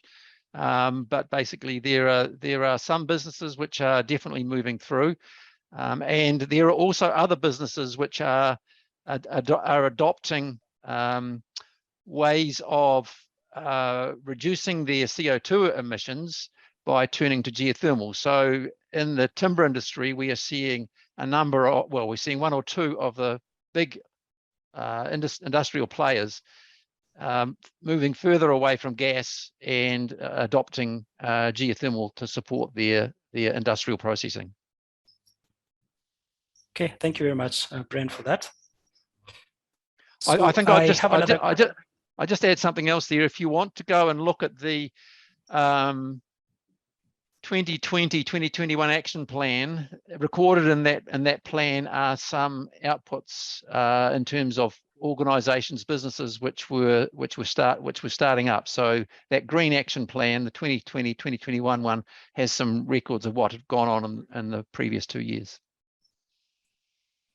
Okay, thank you. Thank you for highlighting that. So there's a question from Cleti Bore, and he says that he appreciates the initiative of GDC team in Menengai and Parker Silali. And this question is, what strategies can be used to sensitize the community and industry on the viability and advantage of geothermal heat in agri-food value. And he's also asking whether we have any direct government input to promote this kind of direct uses. So I think this question is directed to Engineer Martha, but I would also welcome Hezi if you have any input on this to also add.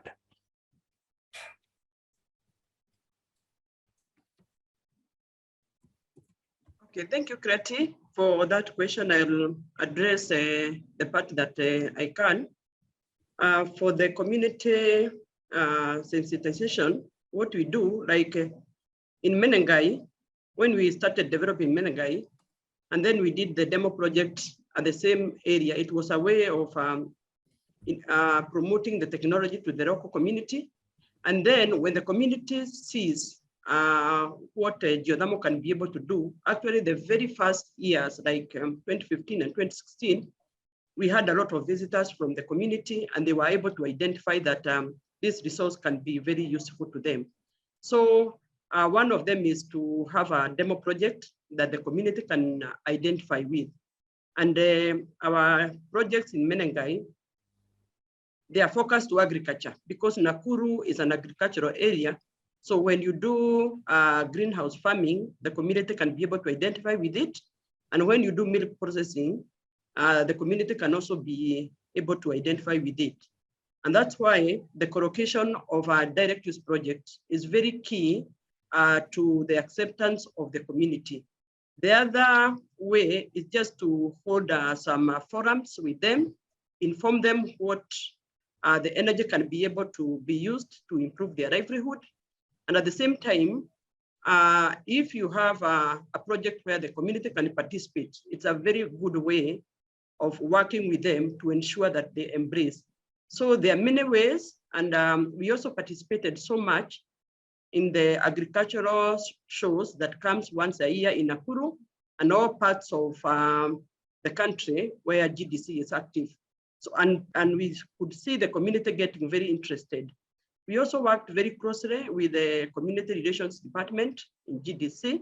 Wherever they go for the open forums with the community, we would send our direct use expert to go and just inform them what the energy that is being explored within their locality can be able to do for them.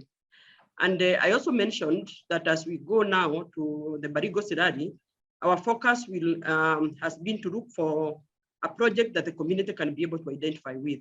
And one of them has been honey processing, which is very acceptable to the community. And the moment you bring a project that the community can identify with, your entry becomes easy, and actually they become your ambassadors. The other thing, we did a pre-feasibility study in 2014, 2015 about meat processing. We are also at an area where people are pastoralists and they do a lot of meat farming. They keep a lot of livestock for meat. So we are working internally and with our partners if we can be able to develop an abattoir where we will, which will be powered by geothermal energy. So it is an area that the developer of direct use project need really to think about, so that you do not introduce a project that the community is going to reject, or a project that is not acceptable. There are some projects that are not acceptable within specific communities. So you really need to understand how those people live, their livelihood, and what they do before you set up the community. On the policies, I think I'll leave it to Hez if he has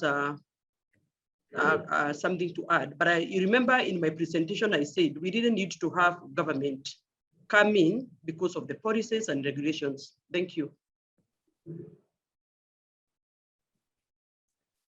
Thank you very much, Engineer Mother, for that.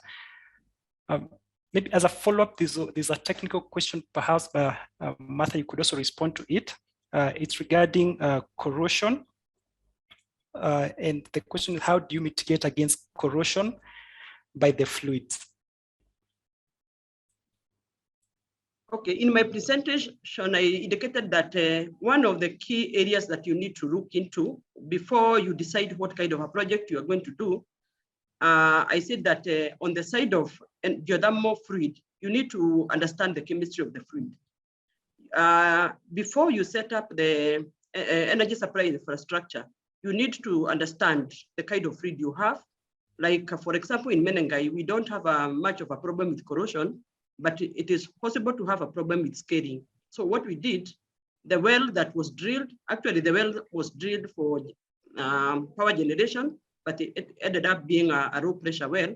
So what we did, we analyzed the chemistry of the fluid, and we understood that we are not able to cool the fluid below a certain temperature. So when you are designing your energy supply infrastructure, ensure that you understand what kind of fluid you are working with, so that you do not end up with a project, and after 2-3 years, all the service equipment are either corroded or they are scaled. So understand your fluids before you do any project. Thank you.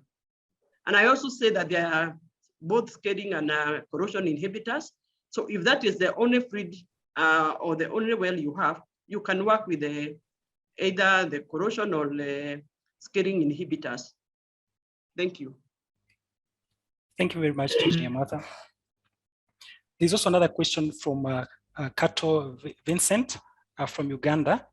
And he's saying that in Uganda, they have not drilled any geothermal wells, but the surface temperatures of 98 degrees centigrade and moderate flow rate are possible.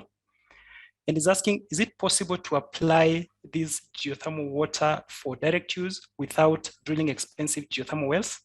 And he's addressing this question to Brian. Yes, hello, Jack, and hello, Vincent. The answer is yes, you can use water flowing from surface manifestations. And I refer to an example in New Zealand where there is a bathing pool which basically uses energy directly from some surface flows. The question you've got to think through, or the questions you've got to think through are, is this an appropriate use of the fluid flowing through the surface feature from the local community's point of view? So is that appropriate? And then the second thing is, normally the actual amount of flow is not that great when you start looking at the energy demand for your facility. So it might support a smaller facility, but it won't support a large facility. So those would be my two comments. Thank you, Brian. So there's also a comment by Martin, and he's saying that in greenhouses, more isolation by curtains can develop, and so heat demand will decrease by cooling. Our dehumidification demand will increase. He also says that low temperature aquifer thermal energy storage can provide a flexible and seasonal system in combination with heat pump configuration. And he's wondering whether what the speakers have to say about this. Perhaps Brian and Roberto, any comments on this? Yes, I'll pass a comment. Hello, Martin. Nice to talk to you over the webinar. Yes, there's a whole range of energy efficiency and recycling arrangements which need to be thought through. And I think it's only as the cost of energy goes up that these sorts of thermal storage and reuse, and even storing cold and storing heat in different locations, and energy optimization as you move on through will start to take hold. I think the question is, it's around the sophistication, but yes, certainly there is potential for these sort of systems. In terms of, do I know of anything published or not? Maybe IRENA need to answer that. I certainly don't. And no, we don't have anything published on that yet. Roberto, do you have any comments on this? No, I agree with my colleagues. I think that there is these possibilities, but of course, it's necessary to study the single case to understand how to realize this goal. Okay, thank you. So another question for Engineer Martha from Meshach, and is asking, where does geothermal power stand in terms of production capacity, manpower required, sustainability, and in comparison to hydropower in Kenya?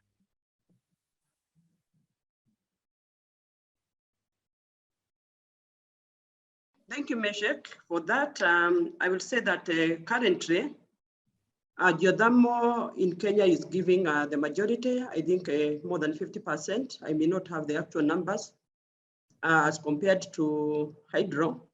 But the beauty of the matter is we do not have big hydro resources currently in Kenya, but we still have so much untapped geothermal energy. So the focus for the country at the moment is going geothermal because that is where we have resources. And also having in mind that it is much more renewable and it's used for base load. So the country, even if didn't want to go the hydro way, we do not have the resources, but we have a lot of energy from geothermal energy that has not been tapped yet. Thank you, Engineer Martha. I have a question for Roberto, and this is with regard to the food community in Tuscany. So one of the obvious benefits is, of course, the economic impact that this project is having on the local community. And you mentioned about the labeling of products as the quality labeling. And I'm just wondering, as a result of this labeling, are you able to tell whether these are products fetch a higher price in the market as compared to similar products? Thank you for this question. No, I'm unfortunately I cannot give you some figures on the differences related to the other products, but the point is that this kind of label is used also in other contexts to, for example, the wine business in order to stress the fact that they are related to a sort of territories or very quality products. In that case, there is a sort of added value because in addition to the fact of the quality, in addition to the fact of the sustainability, there is the specific characterization in regard to geothermal heat. And this is very important because it gives to the product a very peculiar characterization. For example, I mentioned before the product of the brewery that can use this label and use also the word of related to the geothermal heat. So also to characterize the beer, so with the name of magma, with the name of sulfuria. So it's very important to understand that geothermal energy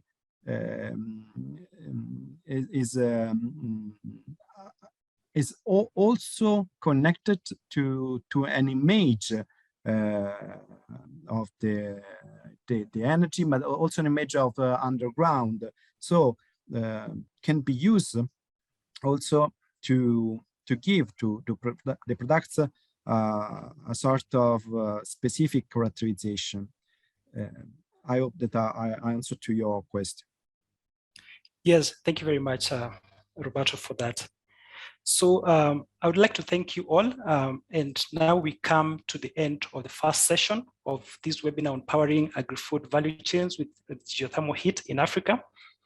I found this webinar to be quite interesting, and I believe it's not just me, but I think we've all found it to be quite interesting. You can tell by the kind of questions that are coming up and also the quality of the presentations from our speakers. So I hope I hope that you're going to be joining us later today in the afternoon at 2 p.m. East African time for the second session, where we are going to be focusing more on the project development, financing, as well as capacity building and innovations that are related to geothermal application in the agri-food value chain. So with that, I thank you and hope to see you again in 2 hours at 2 p.m. East African time. So thank you very much. Thank you, Jack, for organizing it. Thank you. Thank you very much. Thank you, Jack. Thank you. Kia ora. Thank you. So ladies and gentlemen, I'm pleased to welcome you to the second part of this webinar, titled Powering Agri-Food Value Chains in Geothermal Heat. Using geothermal heat, and this is a capacity building that's focusing on Africa, organized by IRENA in collaboration with UNEP, and it's undertaken in the framework of the Global Geothermal Alliance. For those who are not with us during the morning session, my name is Jack Kiruja from IRENA, and I'll be the moderator for this session. And just to let you know of the technical aspects of this webinar. So your mics are all muted to begin with, but we encourage you to be actively participating by sending your question through the chat function or raising your hand during the question and answer session. I also like to let you know that the webinar is going to be recorded, and the recording will be made available on the IRENA website after this event. So next slide. So this is the agenda for today afternoon, where we're going to be listening to several presentations by various speakers who are going to be making a case on the integration of renewables, specifically geothermal energy in the agri-food sector in Africa. So the presentations are going to be about the findings of IRENA's recent publication, which was published last week, as well as some case studies to exemplify the experiences and best practices from different regions. So the main themes for this session are on project development and finance, as well as capacity building, awareness in sustainability and innovation. So to begin us off, we're going to have a presentation on business models and financing, being delivered by Mr. Hezi Ram. So once again, for those who are not with us in the morning session, Hezi Ram is a senior geothermal consultant at Greenmax, and he is the team leader for the team that supported IRENA in the development of the guidebook for policymakers. And this report was recently published. And Hezi has many years of experience in geothermal industry as a developer of geothermal plants in North and Central America, and is also a consultant working on capacity building in East Africa.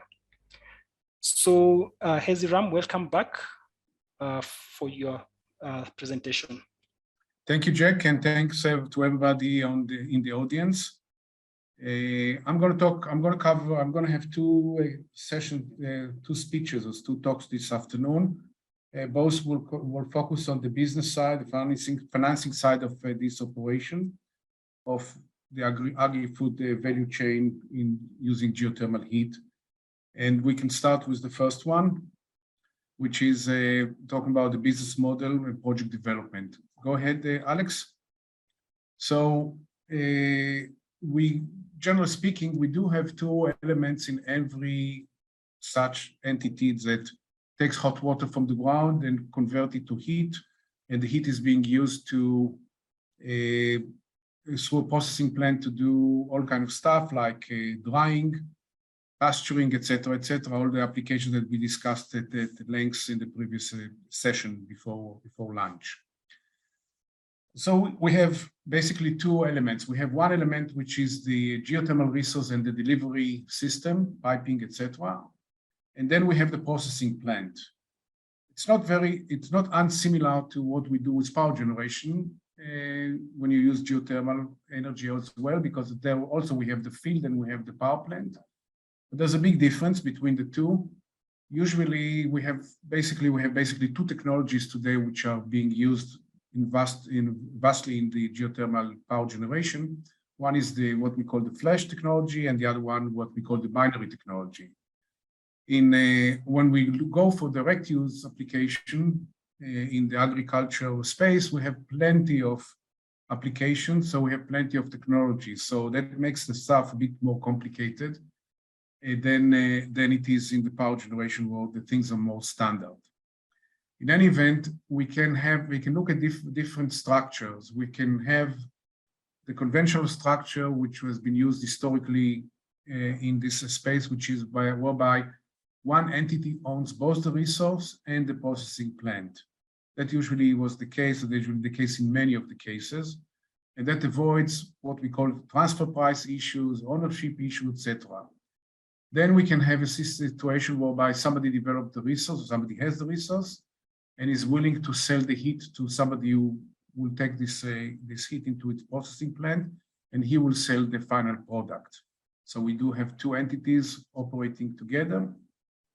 And we have all kind of variation here. One of them is what we call the cascading system, whereby we have a power plant which is up and running, and the geothermal, the brine before it goes, or the injectee before it goes into the wells, injection wells, has a lot of still has a lot of heat, which is not good enough for the power generation, especially when it's a flash type power generation, but it's good enough for direct use.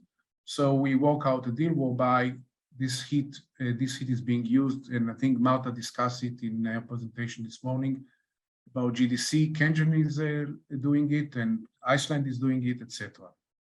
So we have all kind of structures, and that really will dictate what kind of business models we have. Or we have one entity, a couple of entities working in tandem, etc. And that also will dictate very much the way of the financing of those projects, which would be the next slide I'm going to talk about. So we do have plenty of financing tools available for us, which most of them are also available to all the end developers who are looking into developing a geothermal project for power generation. Same concept. The simplest one is what we call the pure grants. These are grants which are given usually by government or by international organizations that are interested to promote the use of geothermal energy, and especially in this case, geothermal direct use in the agriculture, agri-food space. And those grants usually will be for the first stage of the development. They will be used mostly for the exploration work, sometimes with or sometimes without drilling of one or two confirmation wells. And those are grants, as the name implies, there are no strings attached. You apply for it, you make sense, it makes sense, it has a potential, you get the money, you use it. So now you can move to the next stage where we can get other means of financing support. One of the other means of the financing support would be the contingent grant, which is a grant with strings attached. Basically, the grant here, which is the case like in GRMF with Geothermal Resource Mitigation Fund, it says we'll participate in the costs of the drilling.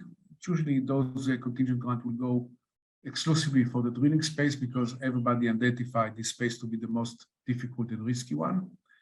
And if it didn't work out, you lost maybe 20%, we the financing entity lost 80%, okay?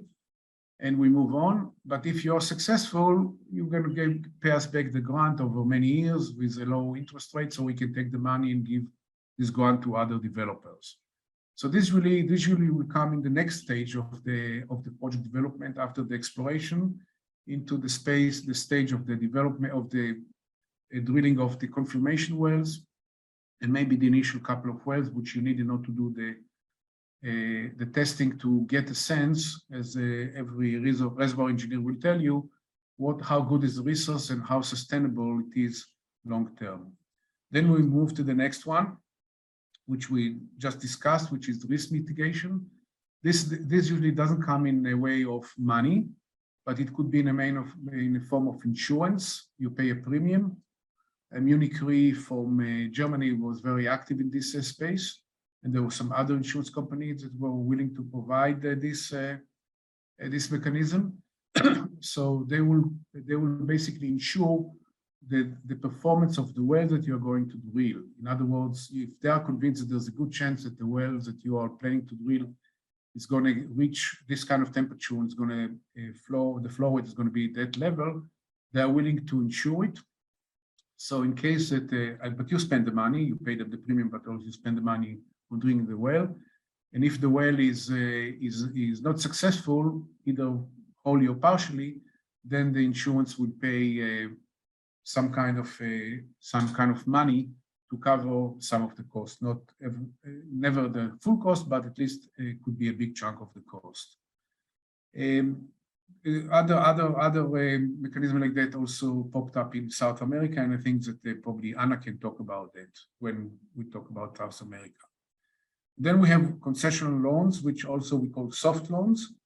These are loans that are provided usually by international multilateral entities or government or local banks like Africa, or regional banks like African Development Bank.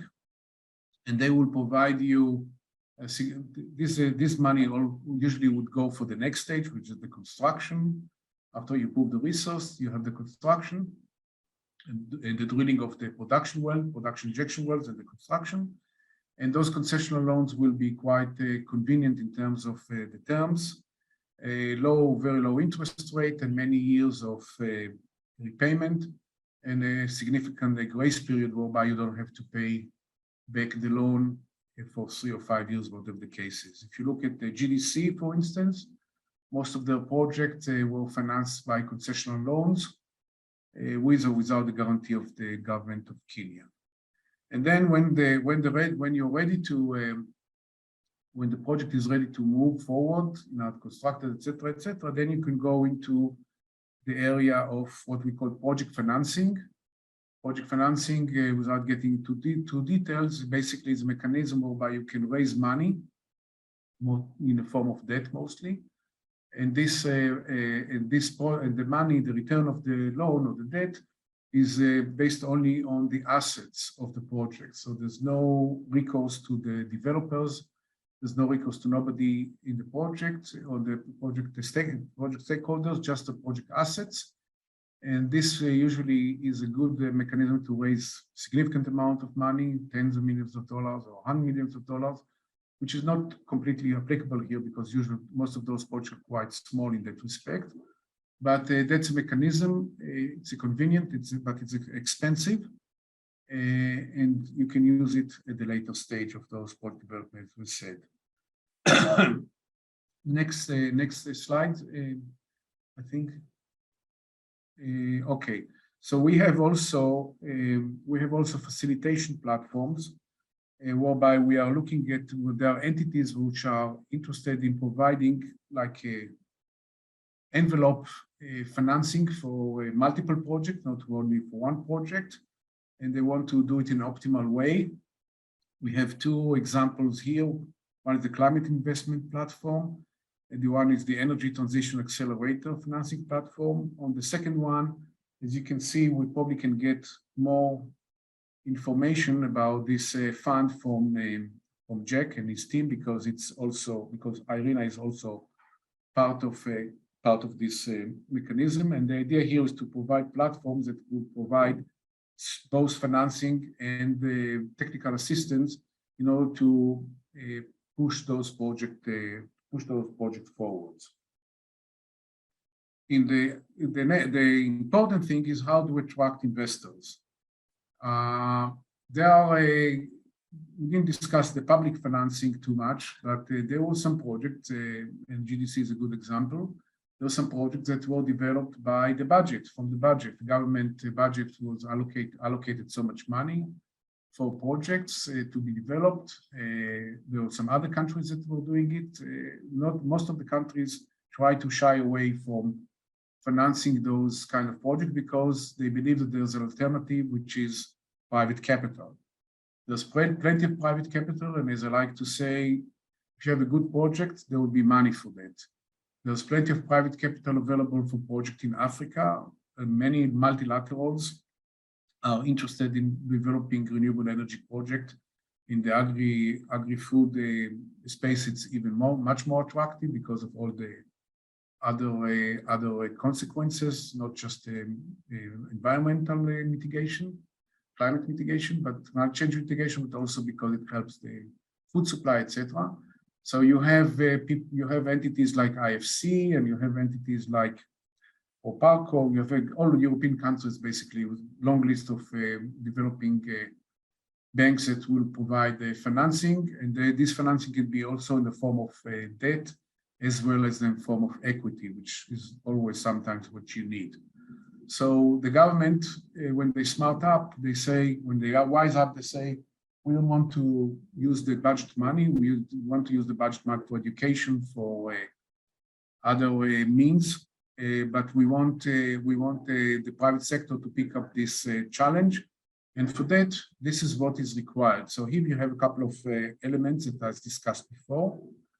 Some of them discussed before. Remember, we talked about the transparent policies, transparent, simple, clear, legal and regulatory frameworks, because that's the way you need to attract investors. Investors want to know that when they come in and they put the money into the project, if something goes wrong, they have some recourse. They know how to recover the money. They have to take the assets. They will continue to operate. I won't go into all the stuff, but these are the things that are required, to attract investors. We want you can see we talk about the bankability. So all the project assets from the concession all the way to the contract for the sale of the product, the contract for buying the heat, if there's a contract buying the heat, all of them have to have what we call a bankability flair to it, which means that the banks will be able to get signed, consented, all kind of stuff to allow those projects to go forward. And you can see the rest of the stuff on the screen. So what is what we have here is the next one is the public financing that we discussed. And public financing will come either as a pure public financing, the debt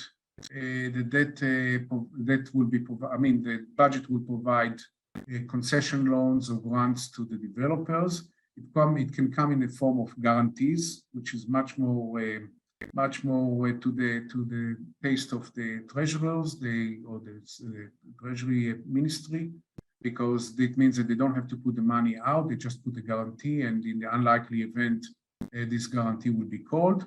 And also they like to do also a partnership, what we call PPP, public-private partnership of all kind of stuff. In conclusions, this is a complicated area, and we just covered a few of the aspects because it's a very large space to discuss. As I said, the feature of the processing plants associated with this technology, which is direct use for agri-food, the complexity there makes every project unique. So not only you have every resource is different, but also almost every processing plant is unique. So it's a challenge to get the right model in place, and it's a challenge to get the financing in place. And that's why I think is one of the reasons why it's good to have the government still involved.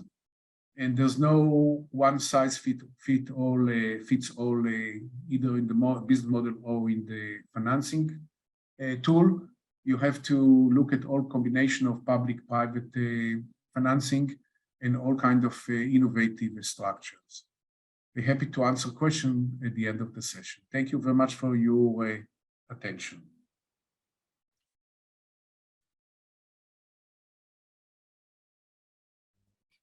Well, thank you very much, Hezi, for that presentation on financing. As you know, financing is very critical for every project to go forward. And in the next presentation, we're going to be hearing of a case study in Turkey, whereby financing was provided for the implementation of the agricultural specialized organized industrial zone. And this is going to be presented by Mr.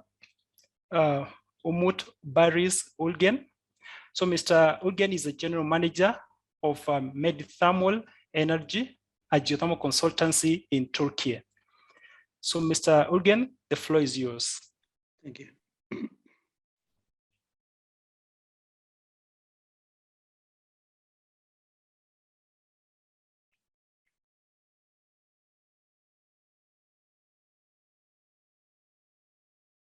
Okay, can you see my screen now?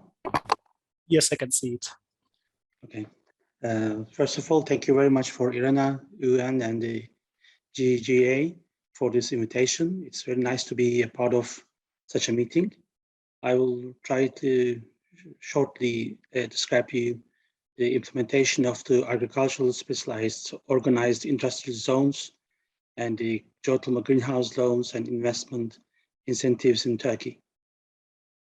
I am Umut Barışürken. I'm a geological engineer.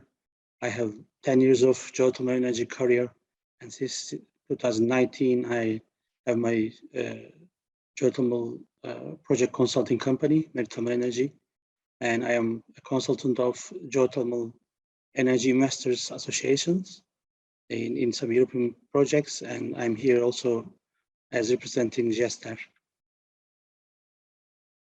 This is a map of Turkey showing the districts of all the Turkey.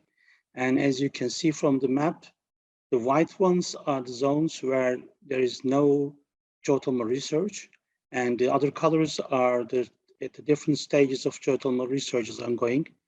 And nearly half of the country, there is a geothermal research ongoing at the moment.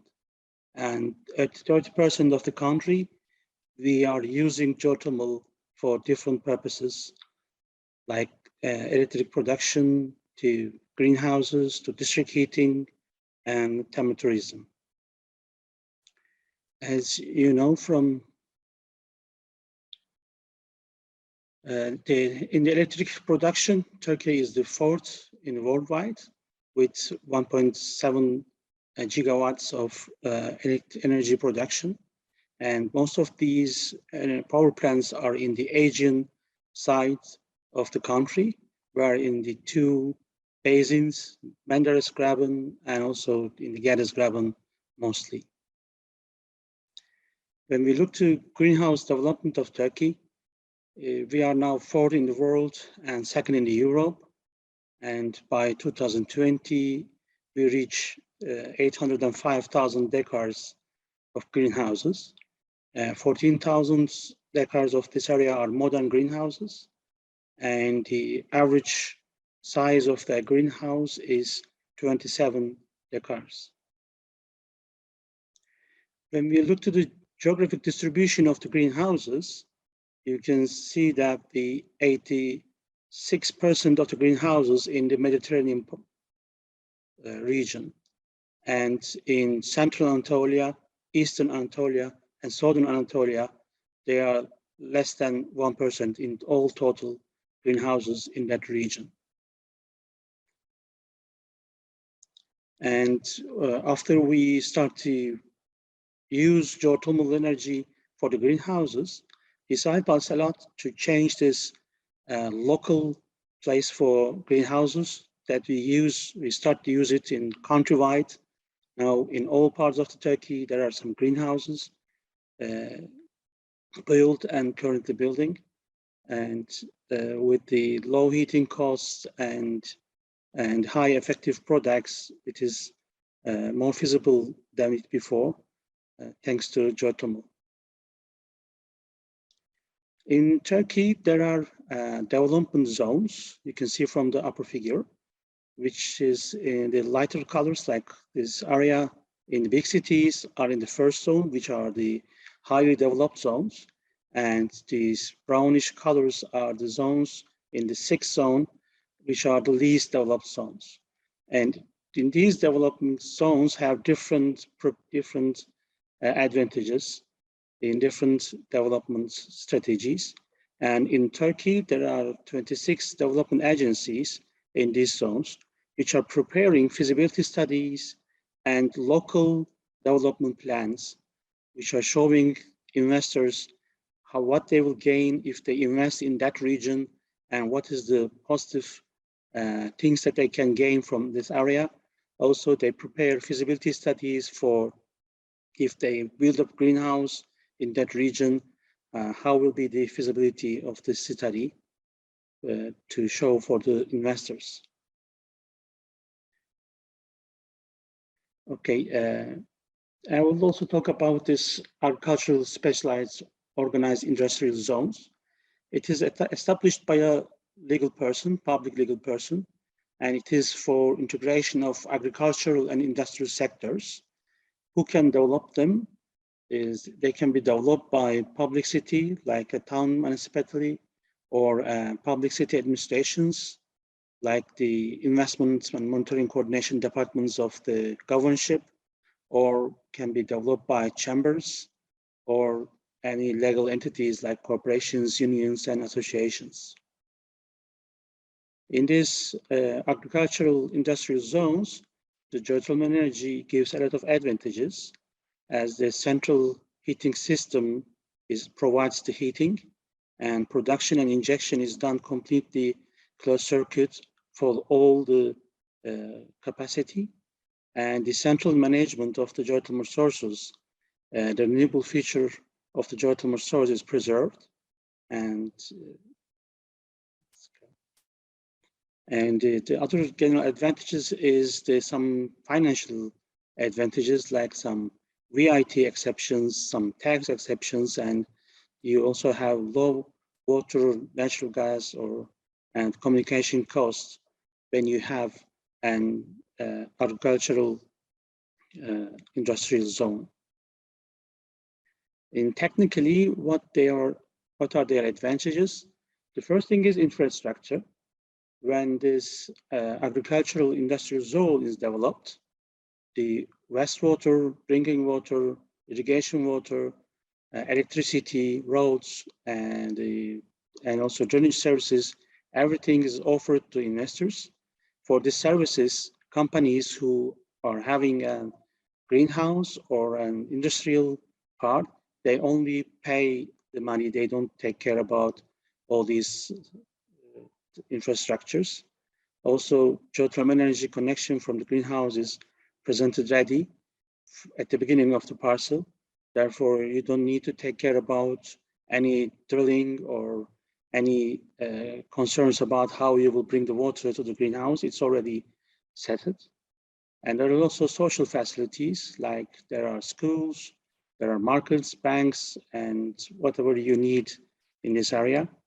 And one of the most important things in these zones, there are laboratories. When you produce your in your greenhouse, the laboratories are already there for you to test your vegetables or whatever you produce, and then you can ready for selling it. Also, one of the best thing in this parts are the export offices. With the export support office, and it is established in these agricultural industrial zones, foreign sales are easier. In total, there are 50 agricultural industrial zones. 11 of them has geothermal heated greenhouses, and 4 of them now are gained legal entity. The biggest one is in Izmir, Dikili. This is nearly more than 3 million meters square. There's one in Avru, Denizli, and Aydın, and the new ones are also ongoing. They are planned. And as sample, I want to show you the Dikili. As you can see from this map, the Dikili, where it is agricultural industrial zone planned, there are already a lot of greenhouses in the area. In this 3 million square area, most of it is prepared for greenhouses. There is 50 greenhouse parcels in the zone, and also 33 industry parcels that you can develop your industrial within the industrial zone. If you look to the structure of the Dikili, at the top of the structure, there is the Izmir governorship, there is Izmir Chamber of Commerce, there is the Commodity Exchange of Izmir, and also there is Dikili municipality. They're all partners of this structure. Okay, what are the benefits of the greenhouse such systems? There you have chance to have a bank loan. Now, Ziraat Bank, which is an agricultural bank, has loans that you can use, which is given for which has a 7-year prepayments years and 2 years with no payment. And also you can have European Union projects to support. Also, as I showed you, there are development agencies which are giving projects, giving finance also for such studies. And also there is a rural development program working together with EPART program, which is also giving grants for such projects. Also, there is World Bank's loans, and now the risk sharing mechanism also works for Turkey, that you, at the beginning, in the first years of the risk sharing mechanism, it was only open for the energy projects, but now in the second year and third year, it is now open also for direct use projects, that if you're in the very early stage and want to do the drilling, you can as a risk sharing mechanism, and you can share like 60% of your grants. Okay, this is a complex table. I will not tell every point, but just to show you something. As I told you before, there are different zones, and different zones, this development zones has different tax discounts and other properties. The modern technological greenhouse investments originated from the geothermal are within the scope of the priority investments. Therefore, it is decided that they benefit from the fifth region incentives. Even though you are in the first or second zones, if you are doing greenhouse projects with geothermal, you are having rights to use these 5 region incentives, which helps a lot the investors to do the investments in all over the Turkey.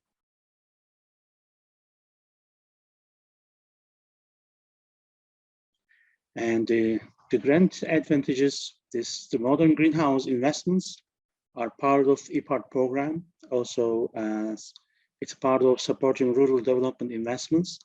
Therefore, if you have a new facility, you are granted by 30 million Turkish liras. And these grants are limited by 250,000 Turkish liras, and you can only apply to 50% of the project as a grant. And the project is prepared excluding the watts. If you look at the credit conditions from the Ziraat Bank, the loans upper limit is 50 million Turkish liras, and it will provide low interest loan up to 120 months with a total of 7 years repayment and 2 years grace period. The conditions of the loan is you have to have minimum 1 hectare area. You have to be registered to greenhouse registration system, and the loan can max cover 75% of your project investment. And in the loans given, the 50% interest rate during the investment period, and you also pay 50% of the interest rate during the operation period. There's a discount ratio for the different usages of for the investment loan and also for the business loan. Therefore, it has a lot with the very low interest rates for the investors. Besides that credits, there is also state-supported greenhouse insurance. You can insure your greenhouse, but your greenhouse has to be registered to the greenhouse systems. Then 50% of the premium paid by the farmers are covered by the state. There are some conditions that you have to use this insurance. Thank you very much for listening. If any questions, I would like to answer them in the question part.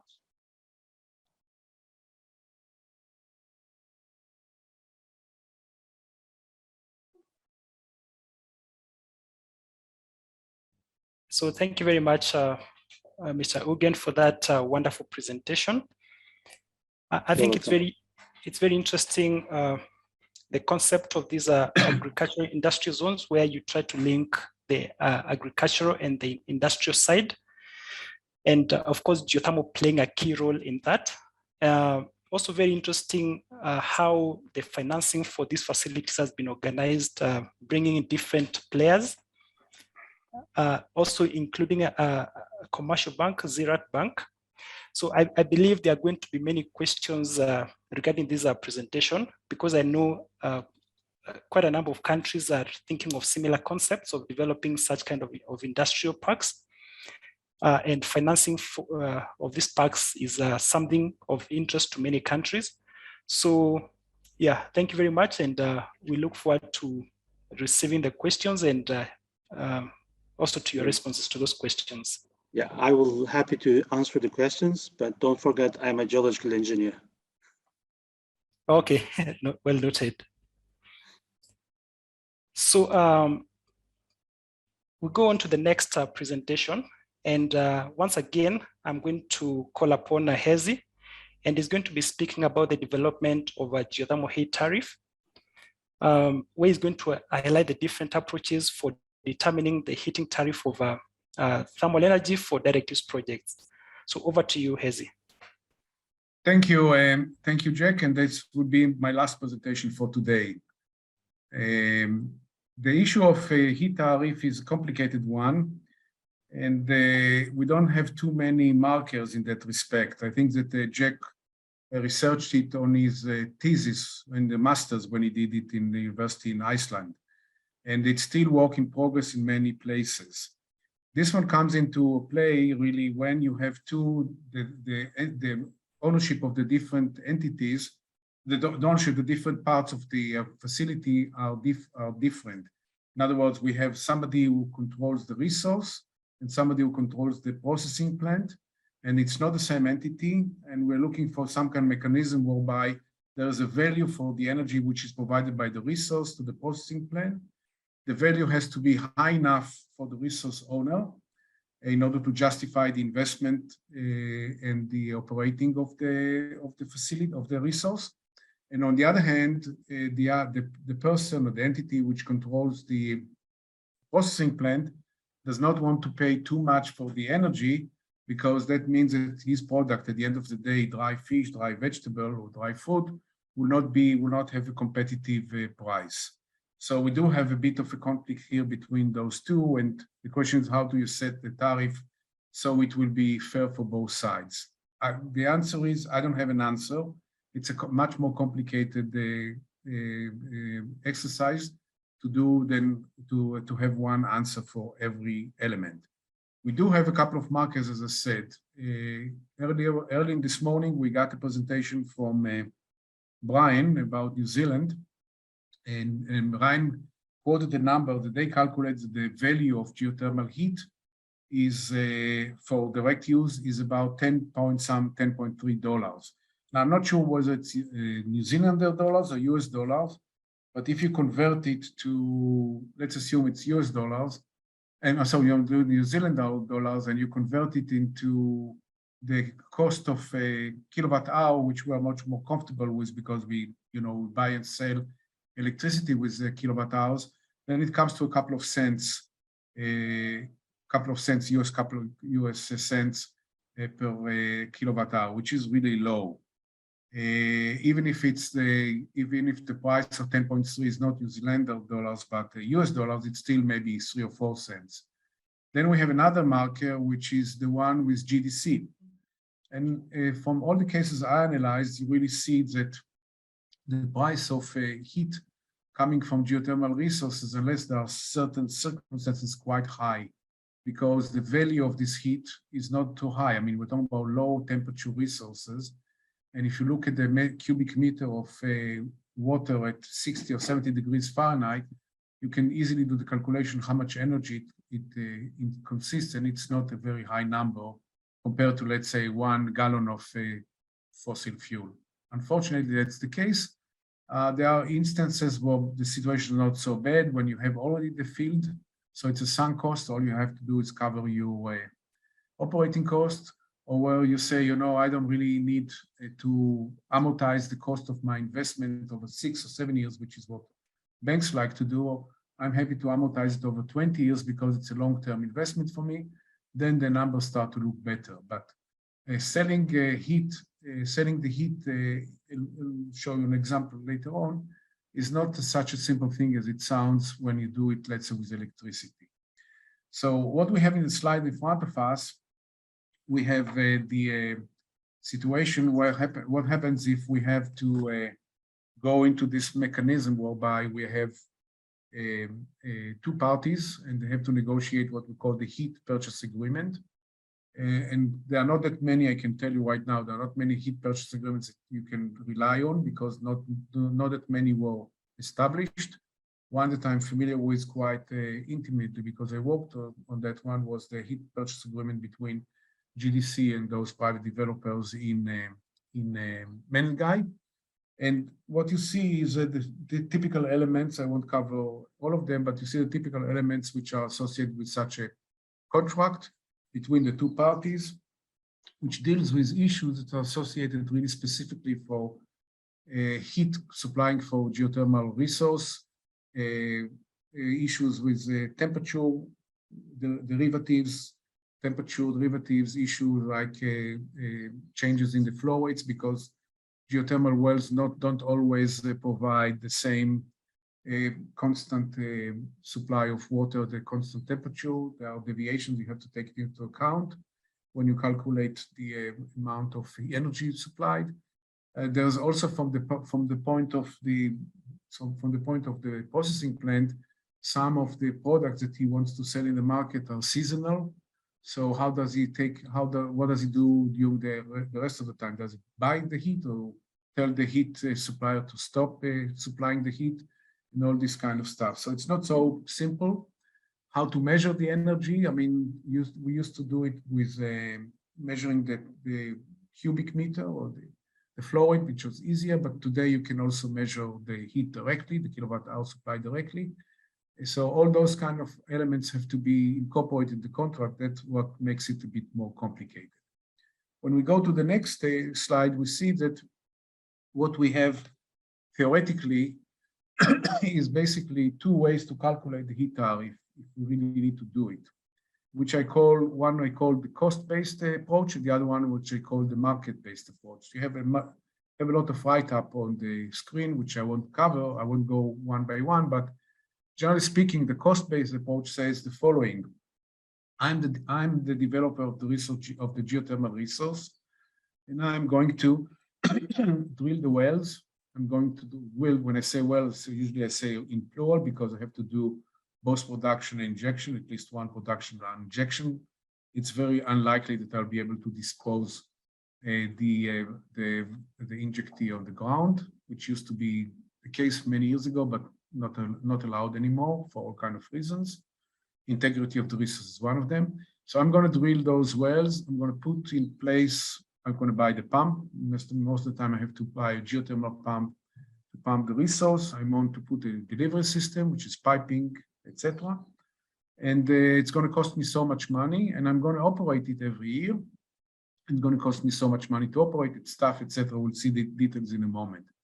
So I do some kind of a calculation and bundle it together, say, okay, based on what I calculated, in order for me to make a decent profit, 12%, 13%, 15%, whatever the numbers that you want, I need to charge the other person, the processing plant, so much money per kilowatt hour that I supply to him, 5 cents, 20 cents, whatever the number that comes out of this calculation. Very straightforward calculation. We'll look at it in a moment.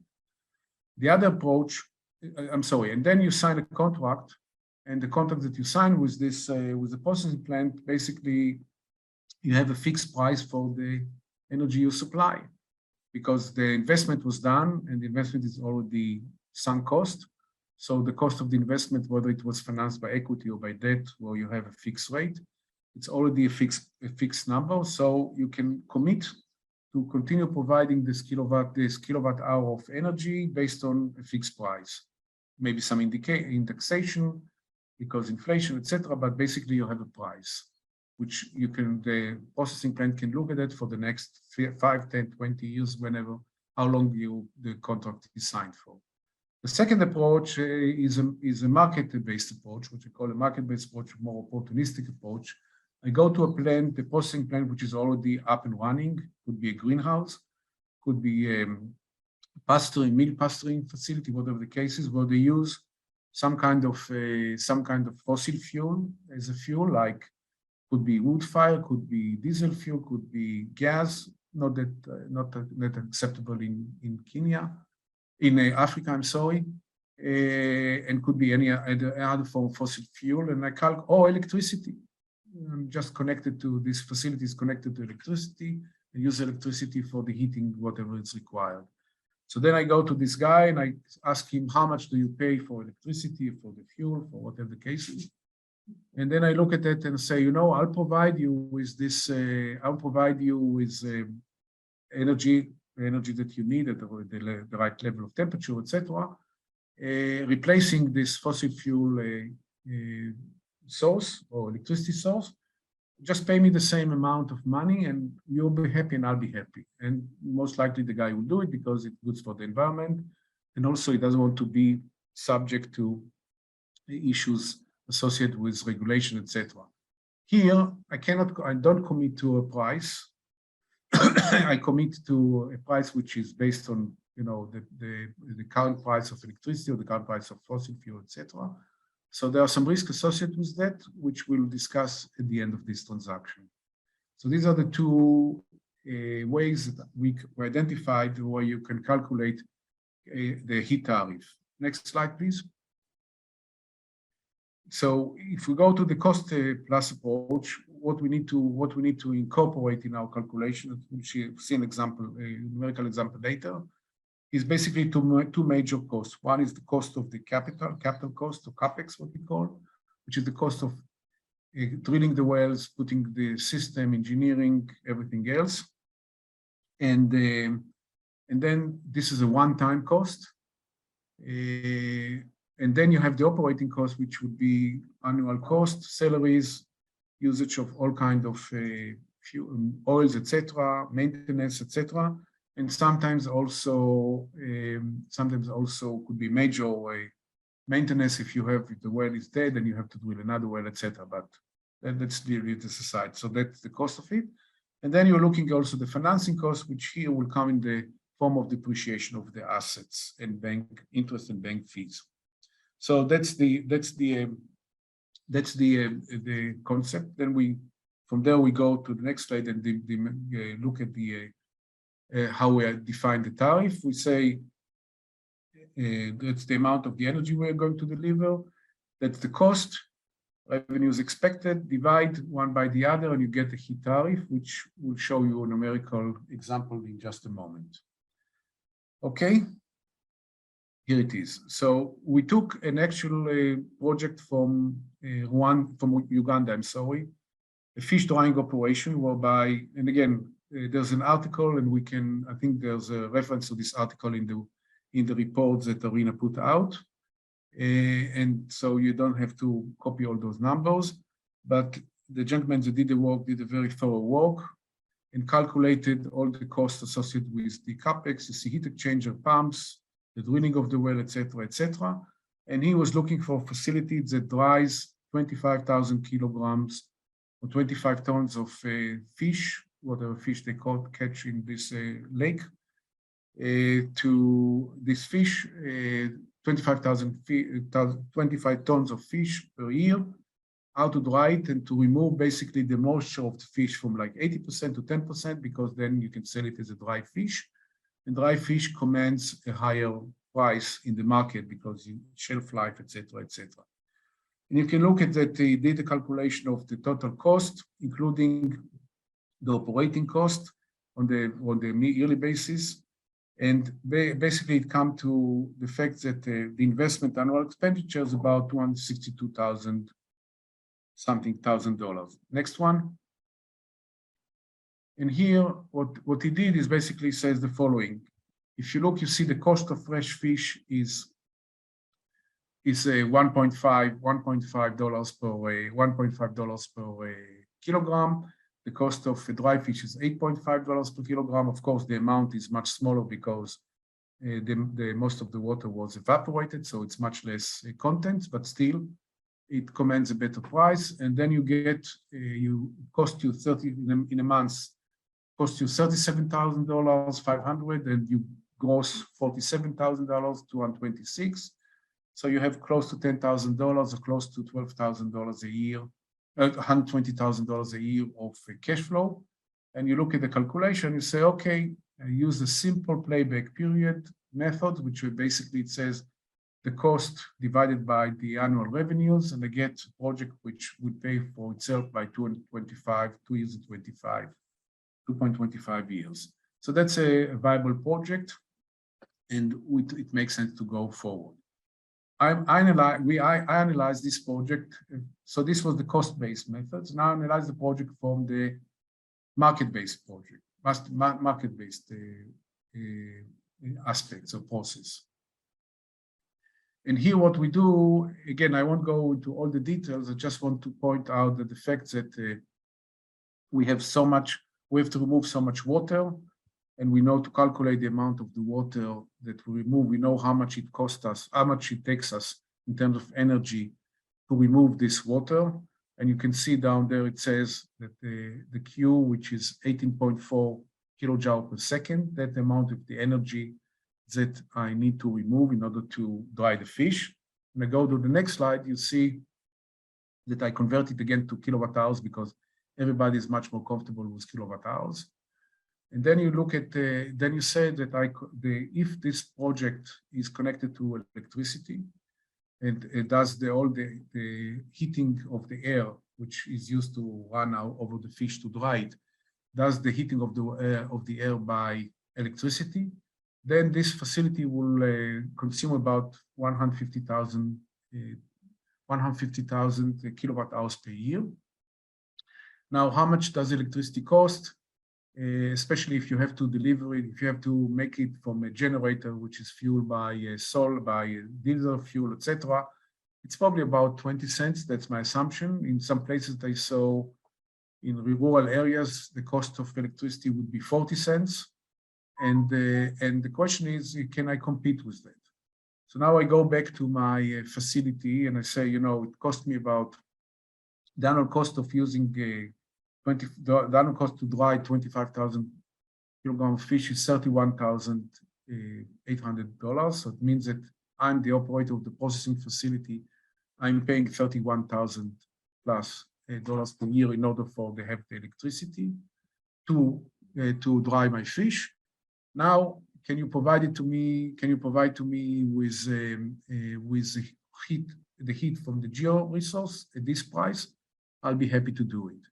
And if you remember, if you go a couple of slides above, Alex, 2 slides above, not down, 2 slides above, then you see that go up again. I'm sorry. One more, last one. Then you see that the cost of the operating maintenance cost number, which is the line before the last, is $34,000. So that's very similar to going back to to our slide. So that's very similar to what we calculate to be the cost of operating cost. So looking at the tariff probably about 20 cents under those assumptions. Of course, these are unique assumption to one case where this is a really small facility. So I expect the facility was larger, the cost of electricity from the cost of energy from the geothermal resource probably would be smaller.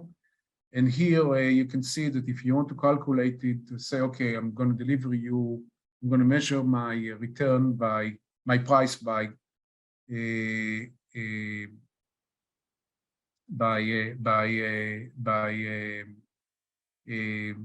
amount of water, then I calculated that we are delivering about 189,000 cubic meter of water per year, which translates to about 16 cents per cubic meter, which is another way to measure it. So that's one example. In the next slide, you can see the issues associated with both methods. What are the issues with both methods? When you go to the market-based methods, I can see that when I go to the market-based approach, if we have a situation whereby the cost of energy from fossil fuel, electricity or oil, because what we are facing today, a war in Europe, etc., then the cost of the fuel goes up. So then I can make more money because I'm indexed to this cost. And of course, if things go down, then I may lose money. Which this is not the risk I'm facing when I'm doing in the cost base, because it's pretty much stable, and that provides us with stability. On the other hand, in the case of the market base, sometimes if I'm a speculator, I can make really a lot of money when things go bad for the fossil fuel guys. This sums up my presentation. Be happy to answer some questions, but again, as I said, it's a very complicated subject, and will require more research and more analysis in order to get to final, more affirmative answer. Thank you very much for your listening. Jack, back to you. Yeah, thank you very much, Hezi, for that presentation. As you've said, costing of heat is not an easy task. It's quite complex.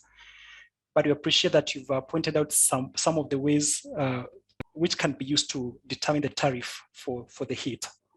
So now we go to the last session for today, where we're going to be discussing about the capacity building, awareness, and sustainability, which are related to geothermal agri-food applications. And here we're going to be having three presentations. So first of all, we are going to have another presentation from GreenMax, but this time from Anna Colvin, and she's going to speak about capacity building, awareness, and sustainability as they relate to the use of geothermal in the agri-food sector. Ms. Anna Colvin is a geothermal consultant for GreenMax Capital Advisors, and she's located in Santiago, Chile. And she's a geoscientist with 12 years of international experience in geothermal exploration and development.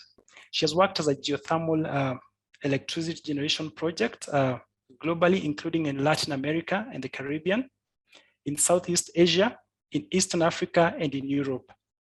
She has provided technical expertise in support of national and regional geothermal policy, regulatory, and market assessments for both electricity generation, as well as for direct use in Latin America and the Caribbean.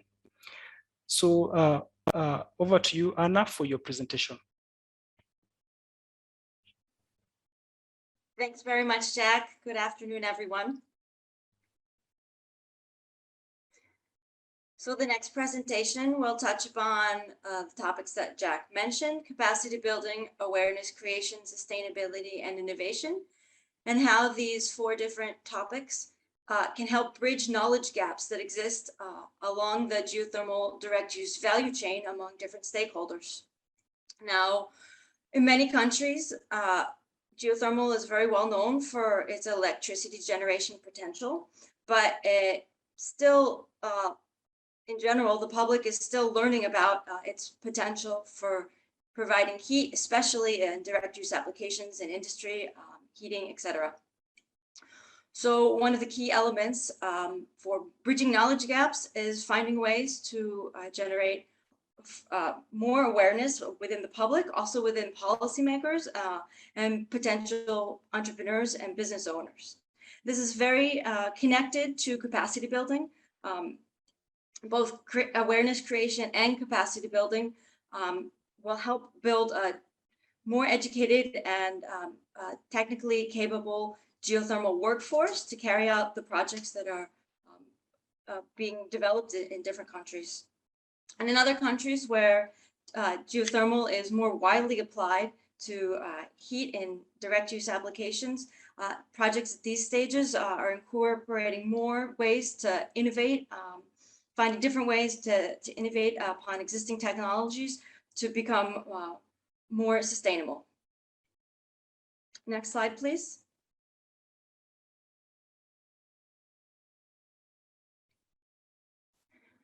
So as we previously mentioned, it's quite important that the general public, policymakers, and future entrepreneurs are aware of the benefits and opportunities that incorporating geothermal heat in agri-food applications can provide. In general, these applications, the education should be carried out at a local level because the geothermal applications are used locally, unlike electricity.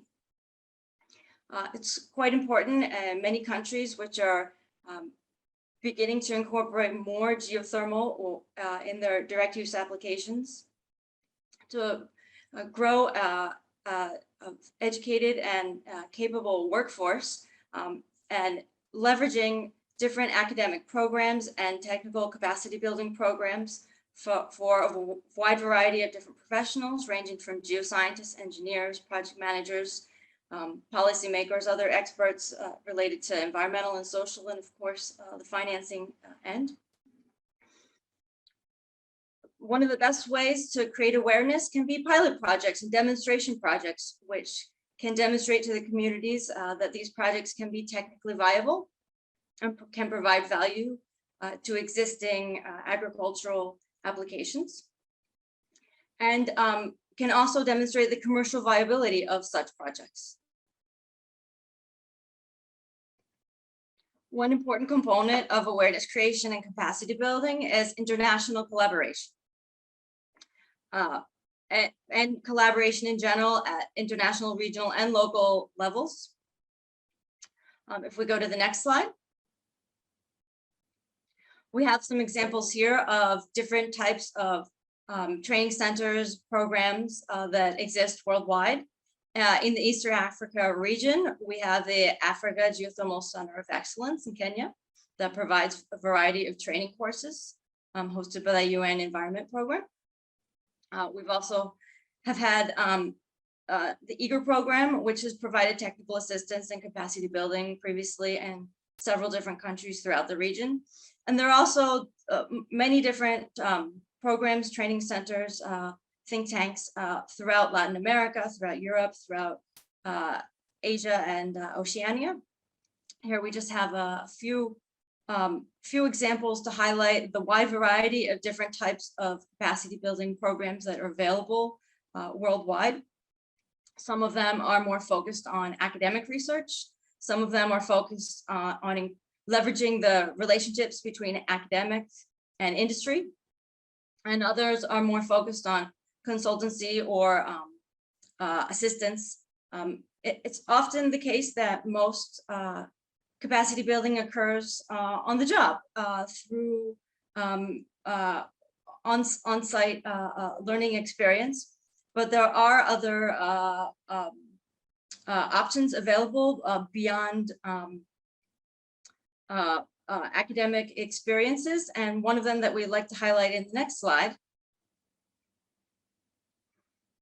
is the geothermal training program from Iceland. It's one of the international leading programs that's recognized for capacity building globally. It has a presence in Africa as well as in Asia, Latin America, and the Caribbean. It addresses the issue that there are not many university programs that are directly targeted towards geothermal subject matter, and that often geothermal professionals require a wide range of different skill sets to effectively carry out their jobs. So the objective of this program is to strengthen capacities of the geothermal workforce, both at an individual personal level and an institutional level. And this, of course, aligned with achieving the Sustainable Development Goals. The flagship program of the geothermal training program is a 6-month-long training program in Iceland that occurs annually. And this provides professionals with postgraduate experience to interact with different scientists and engineers, or receive specialist training, conduct research on a variety of different multidisciplinary topics, which would include direct use. Additionally, for professionals who have gone through this training program, if they've not already received advanced degrees, they might be eligible for scholarships for advanced degrees at Iceland universities. And in addition to in-house training in Iceland, several different workshops and short courses are offered globally in select countries on specific topics. We'd like to highlight one recent course that was offered, the first online course that has been offered in the context of the global pandemic that was offered last year for decision makers focusing on Africa. The topics that were covered included geothermal potential and economic viability in both electricity generation and direct use applications in Africa. Over 200 people attended this event from more than 30 different countries, and several of similar events are planned for the future. So here on the left, we have a photo of a cohort of trainees that are participating in the 6-month-long training program. And as part of their training program and part of the direct use module, they're exposed to site visits of different direct use applications. And in this case, visiting geothermal greenhouses in Iceland. Next slide, please. We'd also like to briefly highlight a very successful program in Central America, which will be the topic of the next presentation. So I'll just, by way of an introduction, mention that GIZ has been offering a technical assistance program since 2016, and it's ongoing in a project of 2 phases. The first phase, which focused on capacity building and developing an enabling environment and identifying pilot projects, and the second phase focusing on implementation of those pilot projects. So in the next talk, we'll hear a little more about those projects.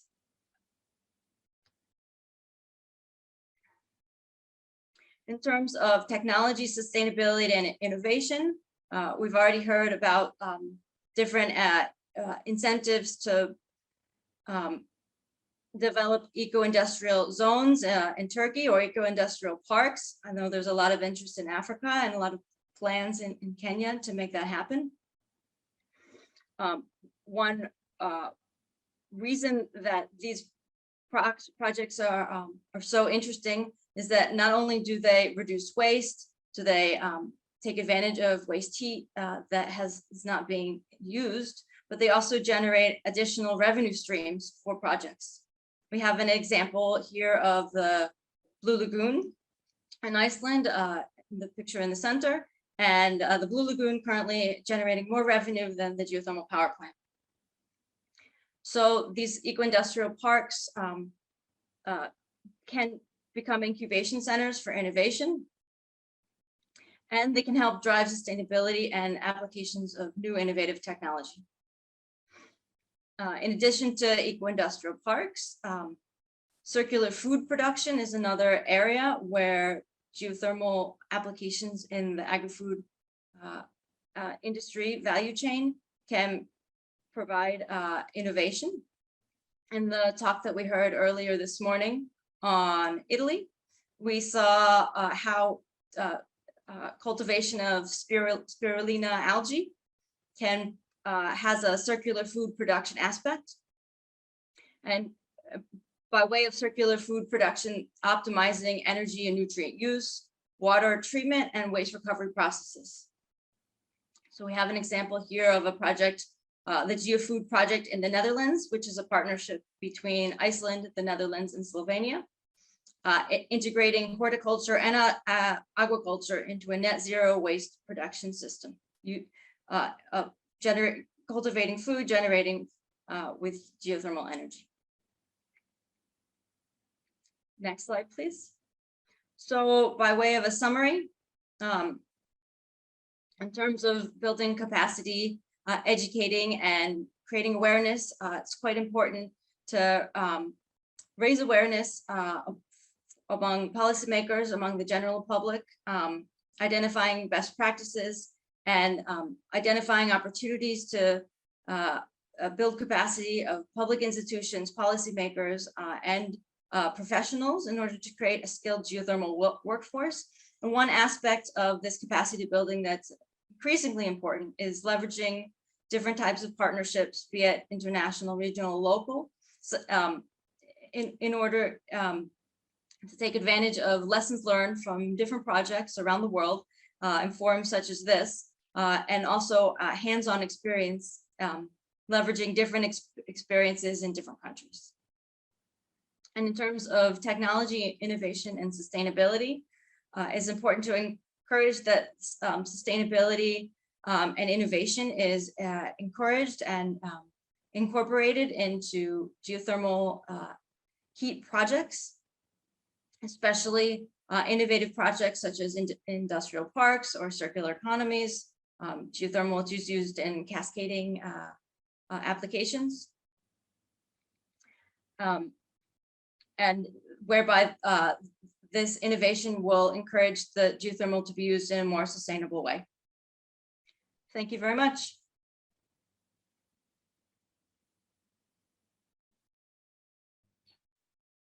Thank you, Hannah. Thank you, Anna, for that presentation.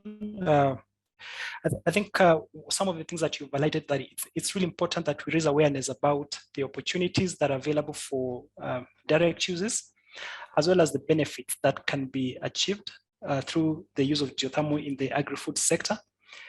And we believe by doing so, it's going to open up more space for geothermal direct use to continue growing. You've also mentioned about the importance of training and the available training opportunities, as well as the technical assistance opportunities that are being provided by the development partners. And so for the next presentation, we're going to hear about one of the technical assistance programs that's taking place in Central America with regard to the use of geothermal heat in, and this is the work that's being undertaken by GIZ. So this presentation is going to be made by Ms. Ana Lucia and Mr. Klaus Bernhard Jost. So Ms. Ana Lucia is the regional for geothermal heat detection for industrial processes in the SICA member countries, while Klaus Bernhard is the geothermal process is the principal advisor for geothermal process heat in the industry, in the geothermal heat for industries in the SICA member countries. So thank you very much, Ana Lucia and Bernhard Klaus, for joining us, and to give you the floor for the next presentation. Over to you. Thank you, Jack. Good afternoon to the people that are joining this important event. And yes, I would like first of all to thank IRENA for inviting us to share with you about the technical cooperation that GIZ is doing in Central America with funds from the Federal Ministry of Economic Cooperation and Development of Germany. Geothermal, as you already know, it has huge opportunities of autonomy in the Central American region, in Africa, both regions and around the world. Now more than ever, it is almost a duty to use of this resource and to do it in a very sustainable way. We are talking about a renewable resource that is available 24/7, you already know this, and can bring a better quality of life to the population.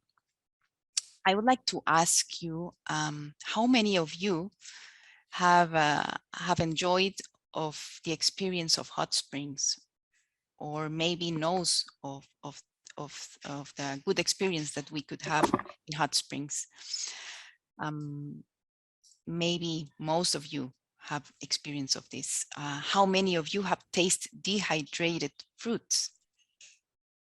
Maybe most of you also have been delighted of dehydrated fruits. But how many of you have enjoyed of dehydrated fruits with geothermal energy? I really wish that in the near future, a lot of people will say, yes, I do. These dehydrated fruits had added value. that bring economic benefits to the producers, reduces the possibility of discarding food, and therefore helps food security. This is up to now the only GIZ project, cooperation project in the world focused on direct uses, and it's willing to help the countries to use this potential, and also willing to share the experience we are creating in the region. And maybe the next slide, please.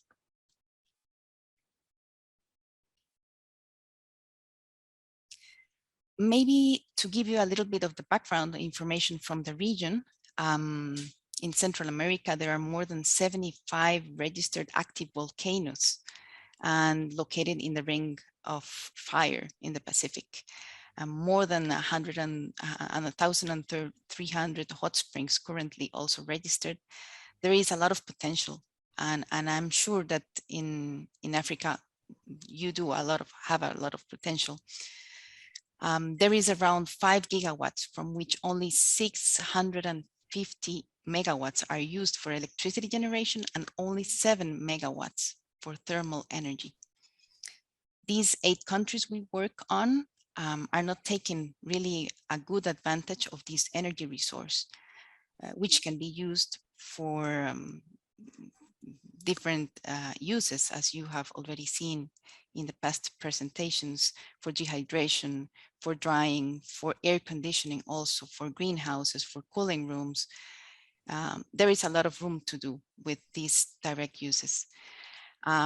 Maybe to give you a small commercial, there will be by the Global Geothermal Alliance high-level conference held in El Salvador, one of these small countries in Central America, and will be held on the 30th of September. We will be delighted to receive you in the region and to show in the ground some of the projects we have been helping to be installed and developed. Yeah, and the next slide, please. To give you some very brief facts of this project, it is implemented, as already mentioned, by the German Federal Ministry of Economic Cooperation and Development, implemented by us as GIZ. Our political counterparts is the General Secretariat of Central American Integration System. And we work jointly with the Federal Institute of Geosciences and Natural Resources, BGR by its acronym in German, who is also part of this technical cooperation and that focuses mainly on geosciences and geoscientific information. And we as GIZ, with the technical part, more focused on the engineering side of how to use these direct uses. And also there is a financial cooperation, which is from KfW, but focuses right now only in electricity generation. The duration of this project in this second phase, as already Anna in the past presentation mentioned, we are in a second phase and it will last until October of next year. Hopefully we will have 1 more year to work on the ground, but up to now, the end of this second phase will be in October 2023. This GEO2 project has been working in the countries of Central America with one objective, and I would like to see the next slide, please. There is one main objective of this project cooperation in this region, and is to improve the conditions for the direct use of geothermal energy for industrial applications in all these countries. And how have we been supporting to achieve this goal? We have been working in 4 intervention areas that in the next slide, I will show 2 of them. Yeah, one of them, as Anna mentioned, all the work that needs to be done in awareness, but also some other areas of action, is regulatory frameworks. And we are working directly with the energy ministries or authorities, energy authorities, to establish clear rules for developers so that they have a secure area of action when they decide to invest in a project. The other area of action we are working on is, and I think the core of this cooperation project is demonstrative pilot projects, which means that we support on pre-feasibility and feasibility studies to give enough information to investors and decision makers to give the next steps to implement a project. I might say that this is, as I already said, the heart of this cooperation project, since it's always vital to see operating projects that can show the real advantages and set examples to be replicated. We must emphasize that here there is a scope to provide technical support and to carry out all these studies, so that later on this information could allow to the research of financing, for example. Please, the next slide. We also have a third area of action, which is focused on development of methodological tools. This means guidelines, for example, to the productive processes using geothermal, the creation also of a digital platform to show geothermal potentials and heat demand through map layers, also a favorability tool that evaluates preliminary stages of technical information to give the first clues of if it makes sense or not to go into the next level of studies to have a demonstrative project. And the fourth area of action we are working on is exchange and dialogue processes.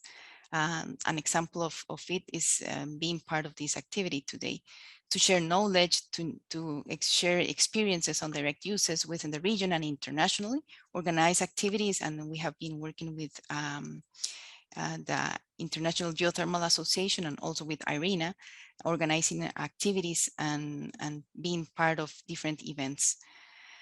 In this sense, why not we could think of a possibility of establishing an exchange process in the near future? Why not?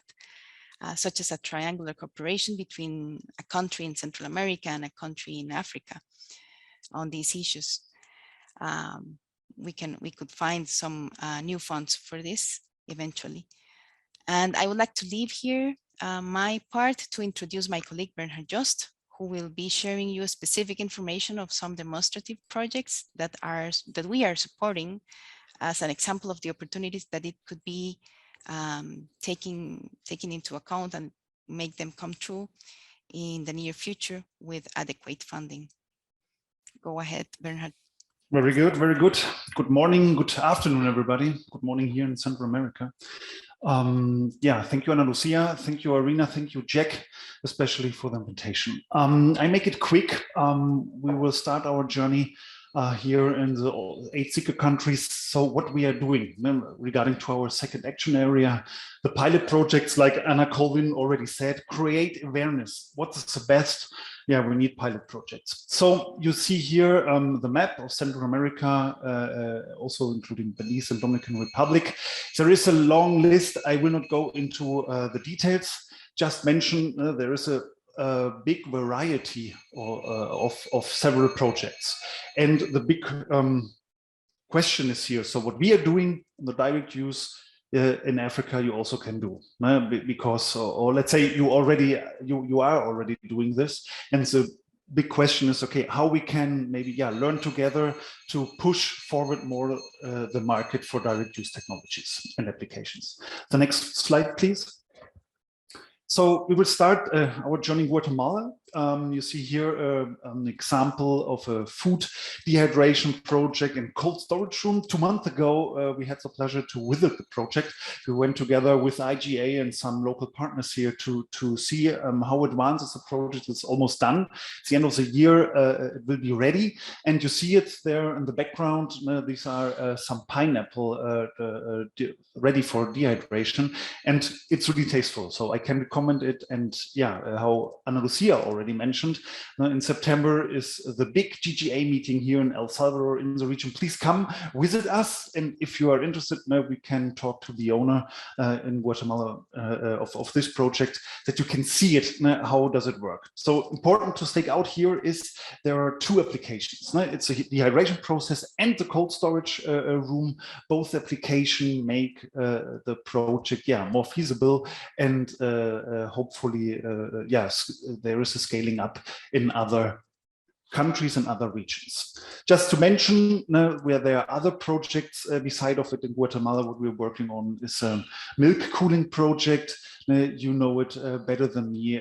There's a lot of need for cooling in this area, on this industry, in this agriculture industry. So yeah, this is also where we are working on. Please, the next slide. El Salvador. This is where I'm based at this moment. We have got a nice dryer here. We work together with Lageo, one of the biggest project developer of geothermal electricity generation projects, but they are also thinking about in a cascade use to make a dehydration process for coffee beans. So this has really a high social impact. So it's not only for the same, let's say, area where the coffee is planted. So other farmers, coffee farmers, so can come, and soon they can also dehydrate their coffee beans with this coffee dryer. It's really a nice project. Also, again, finally, at the end of September, beginning of October, if you're interested, you can visit this project. So there's another project we are working on it. It's also an agro-industrial processing center, and so-called, or the area so-called Agua Chapan. We're working here with the World Bank. This is what we already heard also from Hezi Ram. You are so right. The big question always is the financing. How we can finance a big project. And here we made, we are working together on the feasibility of the project. And the idea is here to install the geothermal dryer with heat exchanger. And the idea is also to process some food. Only to give you more overview, with there are more projects in Ahuamaca. You see it's another fruit drying center. It's something similar what we already saw in Guatemala. Please, the next slide. So Costa Rica, maybe you have heard about it. Maybe you had visited this really nice country. Here again, also you are invited. If you are going to El Salvador at the end of September, please don't hesitate to contact us. We can organize something to visit Costa Rica. It's worth not only of the beaches, of course, of the geothermal projects. There's one we are working together with the ISA, the second biggest developer here in the region. They have, let's say, invested a lot and developed a lot of electricity generation projects in the past, but now they are also thinking in Miravalles, it's in the north of Costa Rica. They are thinking about some dehydration processes, also for food and other or more for alimentation. I like what Hezi also mentioned, and thank you for the detailed explanation of fish farming. As well, the second project is the agriculture, a shrimp farm. We have to think a little bit more wider in other applications. We're also working on an aquaculture project, and a shrimp farm. You saw the figures from Hezi. It's worth also to invest in a project using the geothermal heat there in Costa Rica. So, and just also for completing, they're still working on greenhouses, well, here in this climate region. And again, you see it also in Africa, in East Africa. So do you need really some greenhouses? Of course, this is different compared to Western Europe or East Europe. But you can use also the heat and control the ambience. The environmental, sorry, and you see, how better you can maybe plant your crops and let's say have a higher yield, of course, what you're planting. In Cartago, in Costa Rica, there's a tomato greenhouse which already is thinking how to use it. We already worked on a feasibility study, and it looks good to work in a closed system, which can save a lot of resources. Next slide, please. I'm almost done. Just to mention here also, it's Honduras. Now he will end our journey for today. This is a really nice project. We visited it last year together also with the IGA, so colleague Gregor Rumberg. Was really great to see how a little cheese producer, maybe you heard about it so in other activities, how a little cheese producer can also apply geothermal heat. You see in his backyard, so he has a well there. It's maybe it's almost 60 degrees what he has there, and yeah, how to use it, how we can apply it for his cheese production. It's at the beginning, maybe it's more the social impact what we thinking about, what we're talking about here. But you see at the end of the day, if you were thinking wider, and this is what we are doing together with a local ministry, or it's a secretary of energy there, how to replace, for example, firewood and create a whole center of geothermal direct use applications. Next slide, please. This is my last one. It's just to give you some figures going back really quick to Costa Rica. If you see how a project will be feasible. Normally you know it and you heard it a lot of times. The idea is to use the heat on the one hand and the cold on the other hand. This would be the best way to make a project feasible, and I will not go so much into detail, just saying here that you see a good example of drying, which you easily can apply in other regions, similar regions like the north of Costa Rica, to use or make the direct use of geothermal happen. So, for example, here for geothermal dryer. Okay, next slide, please. Just to the end. Thanks again for hearing us and to pay the attention to what we are saying. Again, we will give you our hand and would be great. We would like to invite you to come, and we would like to work together with you together in a triangle project. This is what the GIZ together with BMZ is offering. So if you're interested, please contact us and we will be happy to respond to you. Thank you very much, Jack. And yeah, it was really nice to be with you virtually here today. Thank you very much, Ana Lucia and Bernard, just for that wonderful presentation.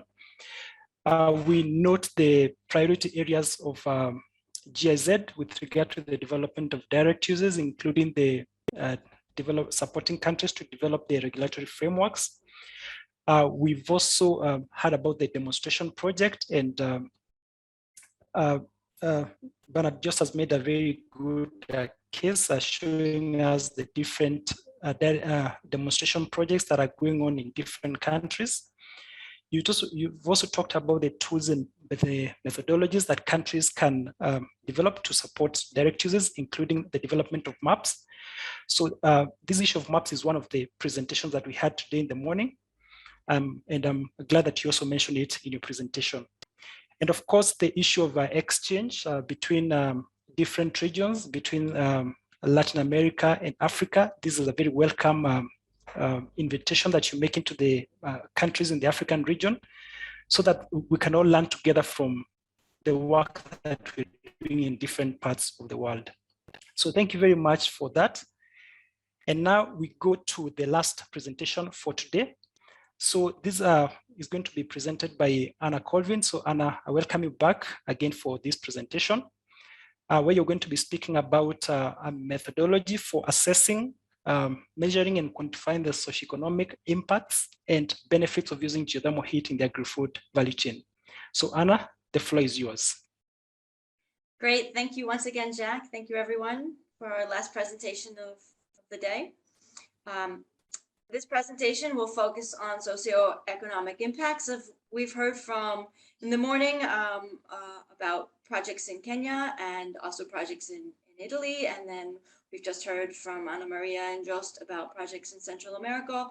All of the presentations have touched on different benefits that are associated with these projects. We've touched on some of the universal key benefits, such as job creation, greenhouse gas emission reduction, in Africa of reducing crop losses, for example. And so in the Powering Agri-Food Value Chains with Geothermal Heat policymaker guidelines, we've developed a methodology to sort of semi-quantitatively address how can we better incorporate socioeconomic benefits into our analysis of project viability. So if we go on to the next slide, before delving into the mechanics of the methodology itself, I'd like to provide a brief overview on the context of assessing socioeconomic impacts for geothermal direct use projects in agri-food value chains, sort of highlighting the context and the importance of socioeconomic impacts. In comparison to geothermal electricity projects, geothermal direct use projects has a much more wide variety of diverse stakeholders that are affected, impacted, can benefit from incorporation of geothermal direct use in agri-food projects. And these stakeholders might be investors, developers, farmers, authorities, communities, and households, and down to the individual level. All of these stakeholders benefit from, in different ways, be it economically, socially, environmentally, from incorporating geothermal into agri-food applications. And oftentimes it's these non-financial benefits that can make or break a project. So having a methodology that can semi-quantitatively evaluate these benefits can be of tremendous help during the evaluation phase, feasibility phase, building business cases.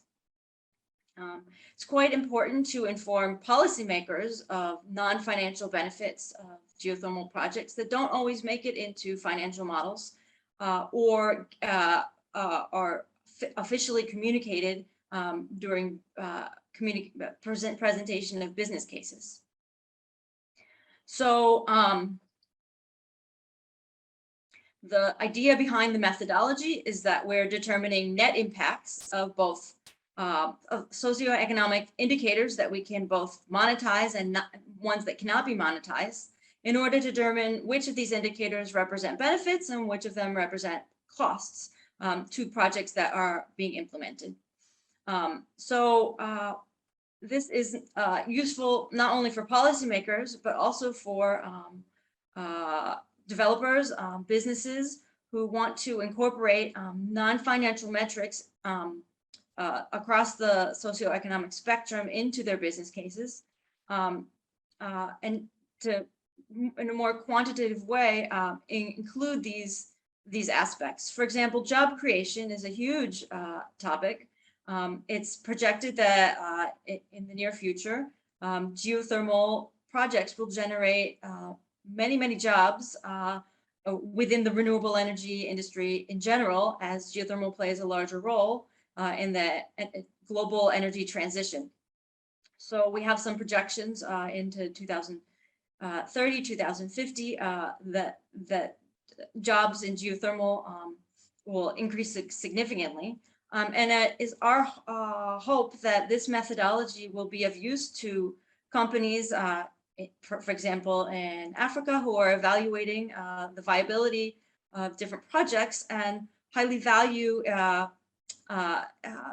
the non-financial metrics that, aspects that could impact the community, and want to have a way to, in a more quantitative way, incorporate that into their analysis. We also welcome the opportunity to talk with GIZ about the possibility of incorporating this methodology into their evaluation of pilot projects, demonstration projects throughout Central America. Next slide, please. So now delving a little bit more into the mechanics of this methodology. There was a cost-benefit, a CBA, cost-benefit analysis, CBA methodology that was previously developed by the Food and Agriculture Organization of the United Nations, FAO, and GIZ. through the Investor Project, which is investing in sustainable energy technologies in the agri-food sector. So this methodology was developed in other renewable energies such as biomass, solar, and applied to different agri-food applications at the project level and also at the national level. And we in this project with IRENA are adapting this methodology that was previously developed for other renewable energies and have adapted it to geothermal, and specifically to geothermal direct use within the agri-food value chains.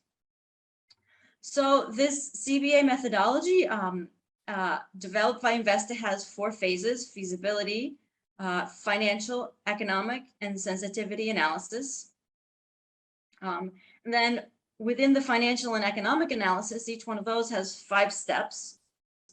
And then what really makes this unique to geothermal is that identifying which socioeconomic indicators are applicable and relevant to the geothermal direct use agri-foods projects.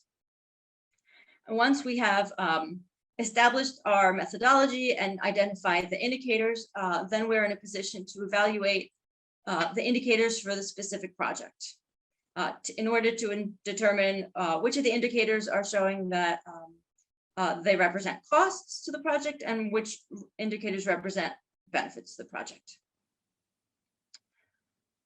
So here is the methodology laid out in a little bit more detail. We have the 4 phases which I've just mentioned. The first is the feasibility analysis, which includes a brief description of the project from different aspects, and also a description of the direct use application and the technology.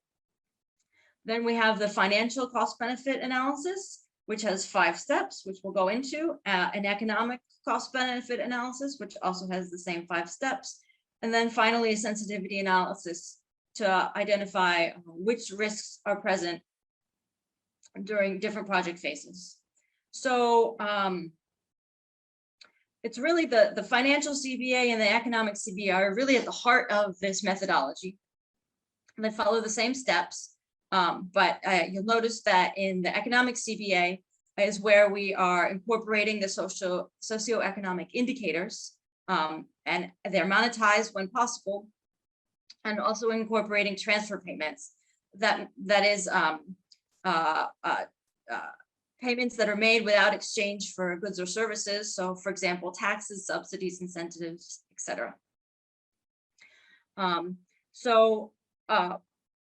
The main difference between financial analysis, the financial model, and the economic model is the financial model is focusing on how attractive is the investment from the point of view of the business or the enterprise that is looking for a return on their investment.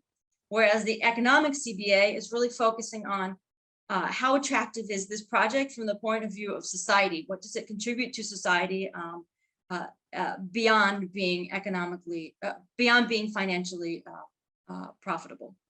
Next slide, please. So we'll delve now a little bit more in detail into that financial analysis and the economic analysis.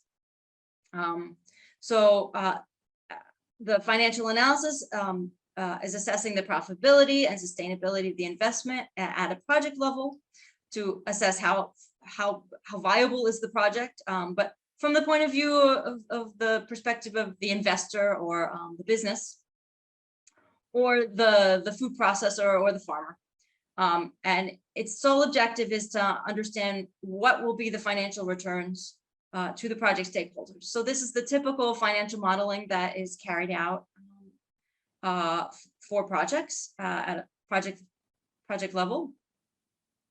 And Hezi previously showed some examples of financial modeling. So in general, we can break down financial analysis into 5 main steps. First, identifying what is the fossil fuel benchmark scenario, and then the geothermal energy scenario. So what are we comparing the geothermal energy scenario to?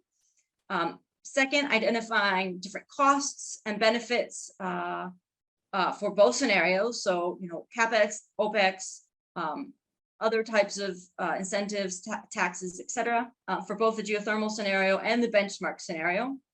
Then selecting an appropriate discount rate to calculate net discounted benefits, and then going through and calculating incremental net flows from those discounted cost of benefits for the geothermal energy scenario in relation to the benchmark scenario. And then finally, calculating the financial profitability indicators that will support, whether the investment is financially profitable or not. For example, as he showed previously, payback period. Other indicators might be net present value, NPV, or rate of return, IRR. So those are the 5 general steps involved in the financial analysis. The same exact steps are involved in the economic analysis, with a bit of a twist that the purpose of the economic analysis is to assess the feasibility of the project from the point of view of the local community, a regional or national economy. So it's looking at the project in terms of what does it contribute to society. And so this economic analysis is a means to identify and quantify the impacts of the project on the economy, on society, and the environment. So highlighted in white are the main differences between the financial analysis and the economic analysis. So you'll see in the step 2 in the economic analysis is where we're adding in the economic costs and benefits in both the geothermal and benchmark scenario, incorporating in socioeconomic indicators and transfer payments, subsidies, taxes, etc. So we'll go to the next slide, please. And so once we've established what our financial and economic cost-benefit analysis methodology is, then we need to define what our socioeconomic indicators are. So there's no hard, fast rule of defining categories or what type of socioeconomic indicators might exist in a project, as each geothermal project is unique. Unique in terms of the geothermal resource, the agri-food application, the enabling framework in the country where the project is being implemented, the social environment, the local community, the different stakeholders that are involved. So in the context of this guidebook and in this methodology, we've offered up some of the more common socioeconomic indicators that we've observed across different projects, but this is by no means an exhaustive list or limiting in any way.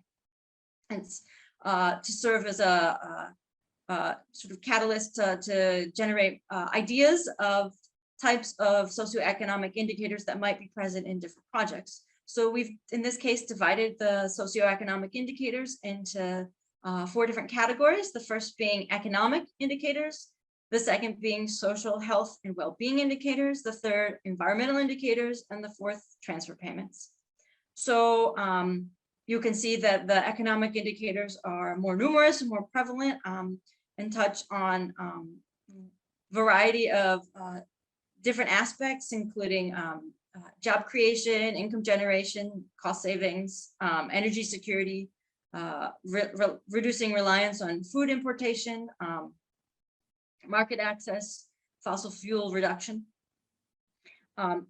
Whereas the social health and well-being indicators are more focused on community aspects, education, health, inclusivity, gender equality, standard of living, and quality of life.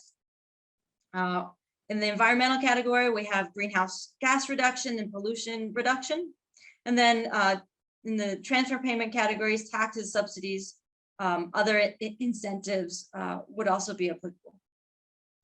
So where we evaluate these indicators and where they have a positive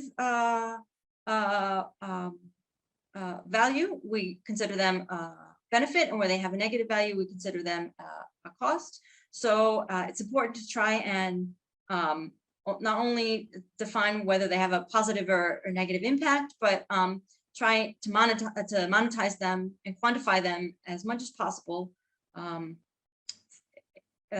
for the project. So if we go to the next slide, we've taken the list of socioeconomic indicators that we have in the previous slide. We've detailed them a little bit more, and we have them divided into the same categories. And then we've indicated whether they're able to be monetized or not. And you'll see that most of the economic indicators are, in fact, able to be monetized, having to do with income generation, generating revenue, cost savings, etc. Whereas the social and health and well-being indicators, which are related to topics like standard of living, quality of life, health, education, are a lot harder to assign a numeric value to. So it's also important to recognize what the unit of measurement is. Often the unit of measurement is simply the hard currency or the local currency being used in the model. But other cases, it might be, for example, productivity increases would be the price of kilogram or liters of food or agricultural products produced. So where these indicators are able to be monetized, we quantify them and monetize them, assign them a numerical value. And when they're not, we need to come up with a way to visually or qualitatively evaluate their positive or negative impact, either on a binary scale of positive or negative or neutral impact, or on a high, medium, low, or some sort of qualitative scale.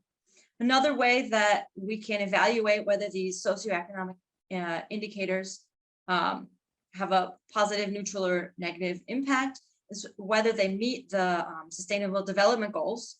And on the right-hand side of the table, we've identified what are some of the SDGs associated with the different categories of socioeconomic indicators. And this might be more applicable to the social, health, and well-being indicators, which are generally not so easy to quantify. So if we go to the next slide, please.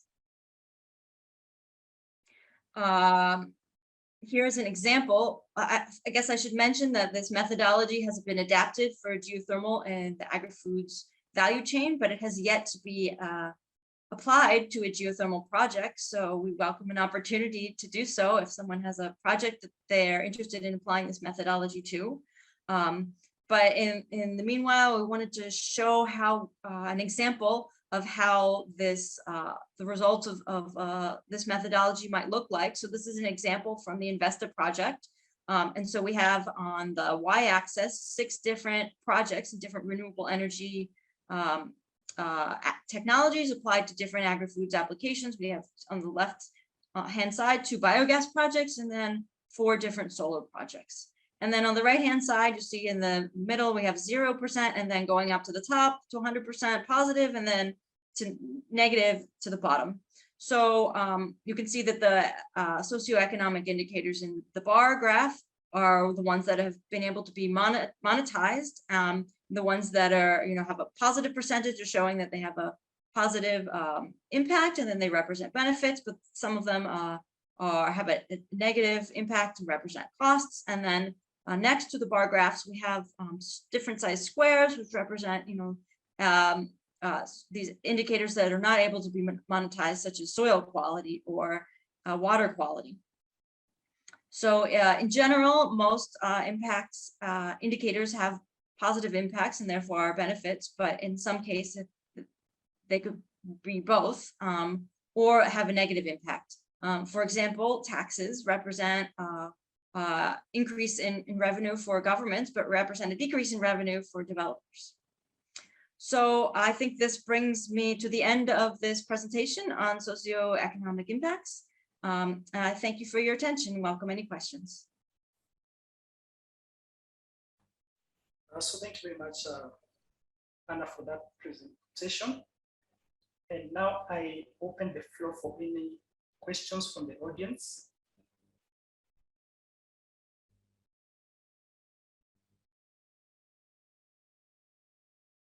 I see, Ralph, you have raised your hand. Please unmute yourself and ask the question.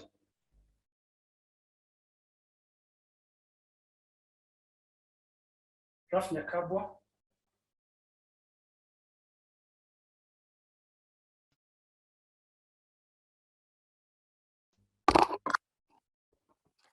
Please go ahead and ask your question.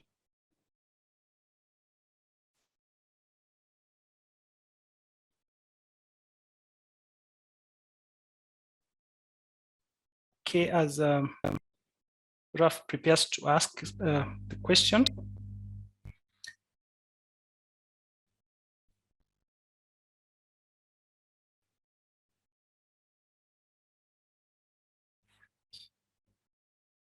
So probably I can pose a question to Ana Lucia and Bernard Jost. So this regarding the development of direct uses. As you know, most countries have traditionally used geothermal for electricity generation. And I would say these is kind of a bias in most of the countries. And I was wondering whether from your experience in Central America, you've encountered this kind of a bias. And since you started the technical assistance in this region, whether you've noticed any changes where countries are getting more accepting of the direct use projects. Over to you. Ana Lucia, please go ahead first, then me. Thank you, Jack, and thank you for the question. Yes, it has been really interesting, the process, because at the beginning in 2016, direct uses was not over the table. There was no idea of this potential, and it was really, let me say, hard at the beginning to start working with the energy ministries and authorities, since they didn't know much or nothing about this. It was a really slow process to bring into the people the idea of the opportunity that they have in their countries to use this resource. It was a slow process, as I mentioned, but right now I may say I'm very happy and proud of the process we have been doing since 2016, that almost all the countries are very enthusiastic about the developments that could be taking place in their countries. For example, Honduras is a country that is willing and very one step forward in this sense. Costa Rica and El Salvador also, and there are some nice and interesting examples that Bernhard already mentioned. Yeah, and I may say Dominican Republic also, it's a country that is giving good steps within direct uses. And yeah, my suggestion is always to work in this awareness of the potential and try to bring into the ground some good examples of how things could be done. And yeah, I think it's not easy. It was not from one day to another one that the countries are right now willing to work in this, but right now it's the perfect moment for this. Please, Bernhard, go ahead. Yeah, really quick. I only would like to add something. Ana Lucia explained it really well. Just one thing: the consumer. We need the consumer. Of course, on the one hand, the politicians, that they can understand what is low enthalpy. This was at the beginning what Ana Lucia said, low enthalpy, what it is. I don't understand, I'm not a geologist. But now the consumer. Our project, for example, is headed or directed concretely to the industry. So the consumer, if a manager dense, like how let's say photovoltaics works or wind power works, and geothermal direct use application also works for him, then we achieved our goal. And this is let's say the awareness rising, what Ana Lucia and Anna Colvin, she told it very, very good, to have a concrete pilot project. The San Miguel project in Guatemala is a really good example. You can go, you can touch it, you can see it and say, look, I would like to have such kind of project in my industrial facility. This I only wanted to add. Thank you. Yeah, thank you very much. So what is clear is that the demonstration projects are really going a long way into enabling people to understand more about directives and get to appreciate them, particularly when they see how the technology works and they get to interact with it and realize that it's something that they can easily relate with. So thank you very much for that. I see Dr. Stephen Onacha has raised his hand. So please, Dr. Onacha, you can now unmute yourself and go ahead to ask your question. Thank you very much for these presentations. My question is more specific towards looking beyond demonstrations.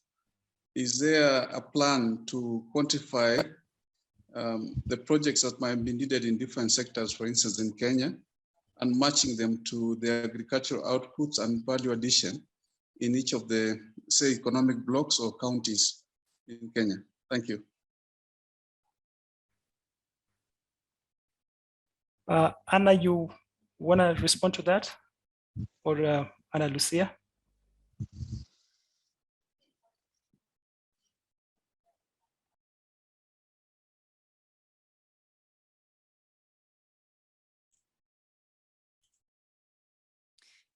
Maybe just let me say that from GIZ's perspective, we have up to now worked only in Central America, but we are, of course, willing to work in other parts of the world, and Africa will be one of these. My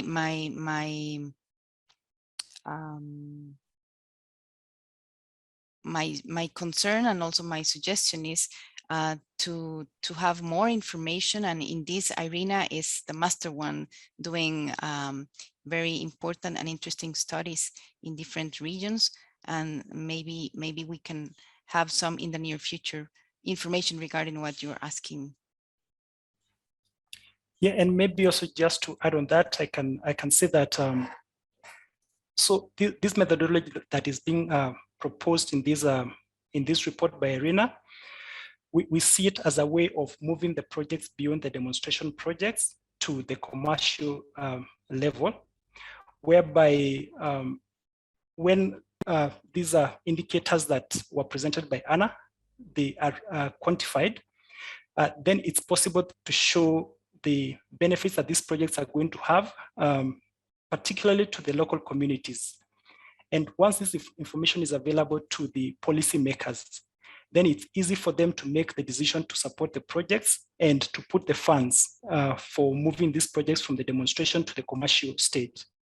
Particularly when they see that the projects are going to result in the social advancement in terms of the jobs that they are going to bring to the local population, in terms of the economic opportunities that are going to be opened, and how this is going to transform the lives of the people who live close to these projects. Yeah, so that's what I would say in terms of moving the projects beyond the demonstrations.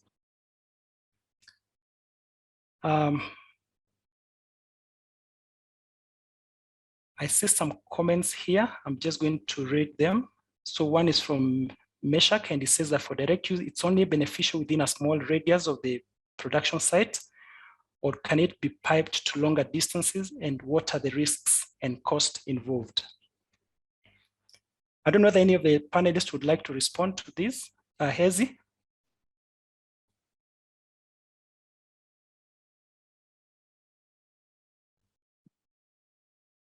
Okay, can you just repeat the question so make sure that I know exactly how to answer it?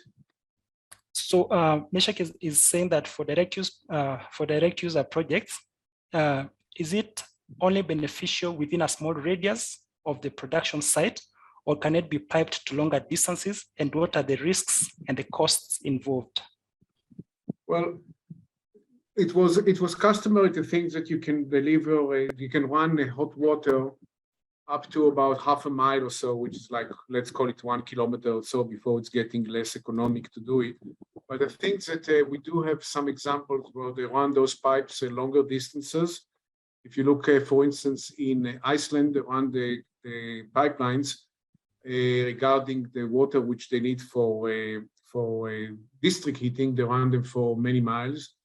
The key is to have a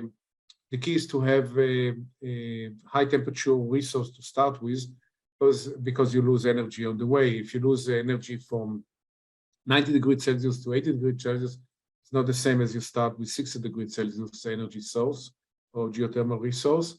So the key is to have a relatively high temperature resource to start with, and secondly, to have a good insulation of the pipes. If it's good insulation, you can lose maybe a degree or two a mile, so you can do the calculation yourself.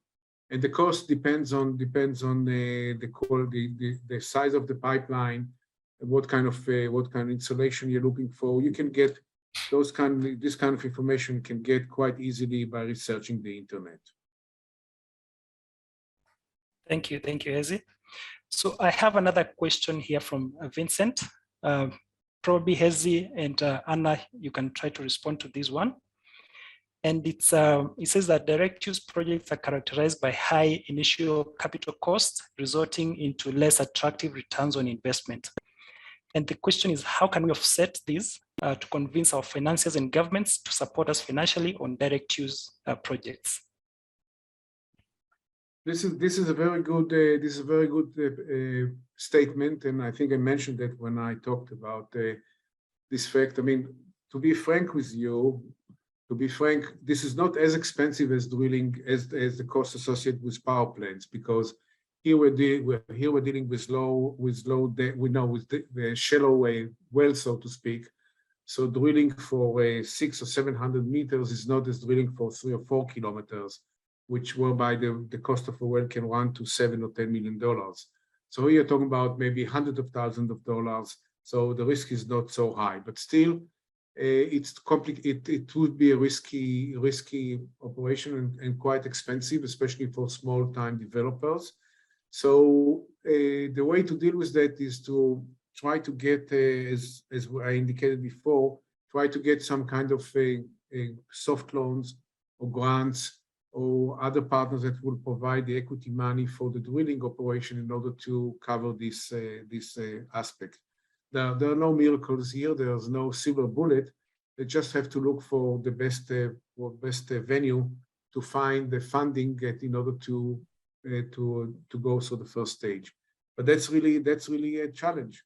If you are the owner of the resource and you drill for yourself and you use the energy to do whatever you want to do, fish drying, fish pond warming, drying everything else, etc., then the economics is completely different than if you try to do it as an investor. But as I said, there's no silver bullet solution. I might add to Hezi's explanation that an approach that's been taken in many projects is to incorporate direct use into electricity power generation projects. So taking advantage of wells that have already been drilled, perhaps wells that were sub-commercial or are not in use. And so that eliminates perhaps the risk and the cost of drilling wells. Also incorporating uses in cascade will diversify the revenue stream and thereby make it more attractive to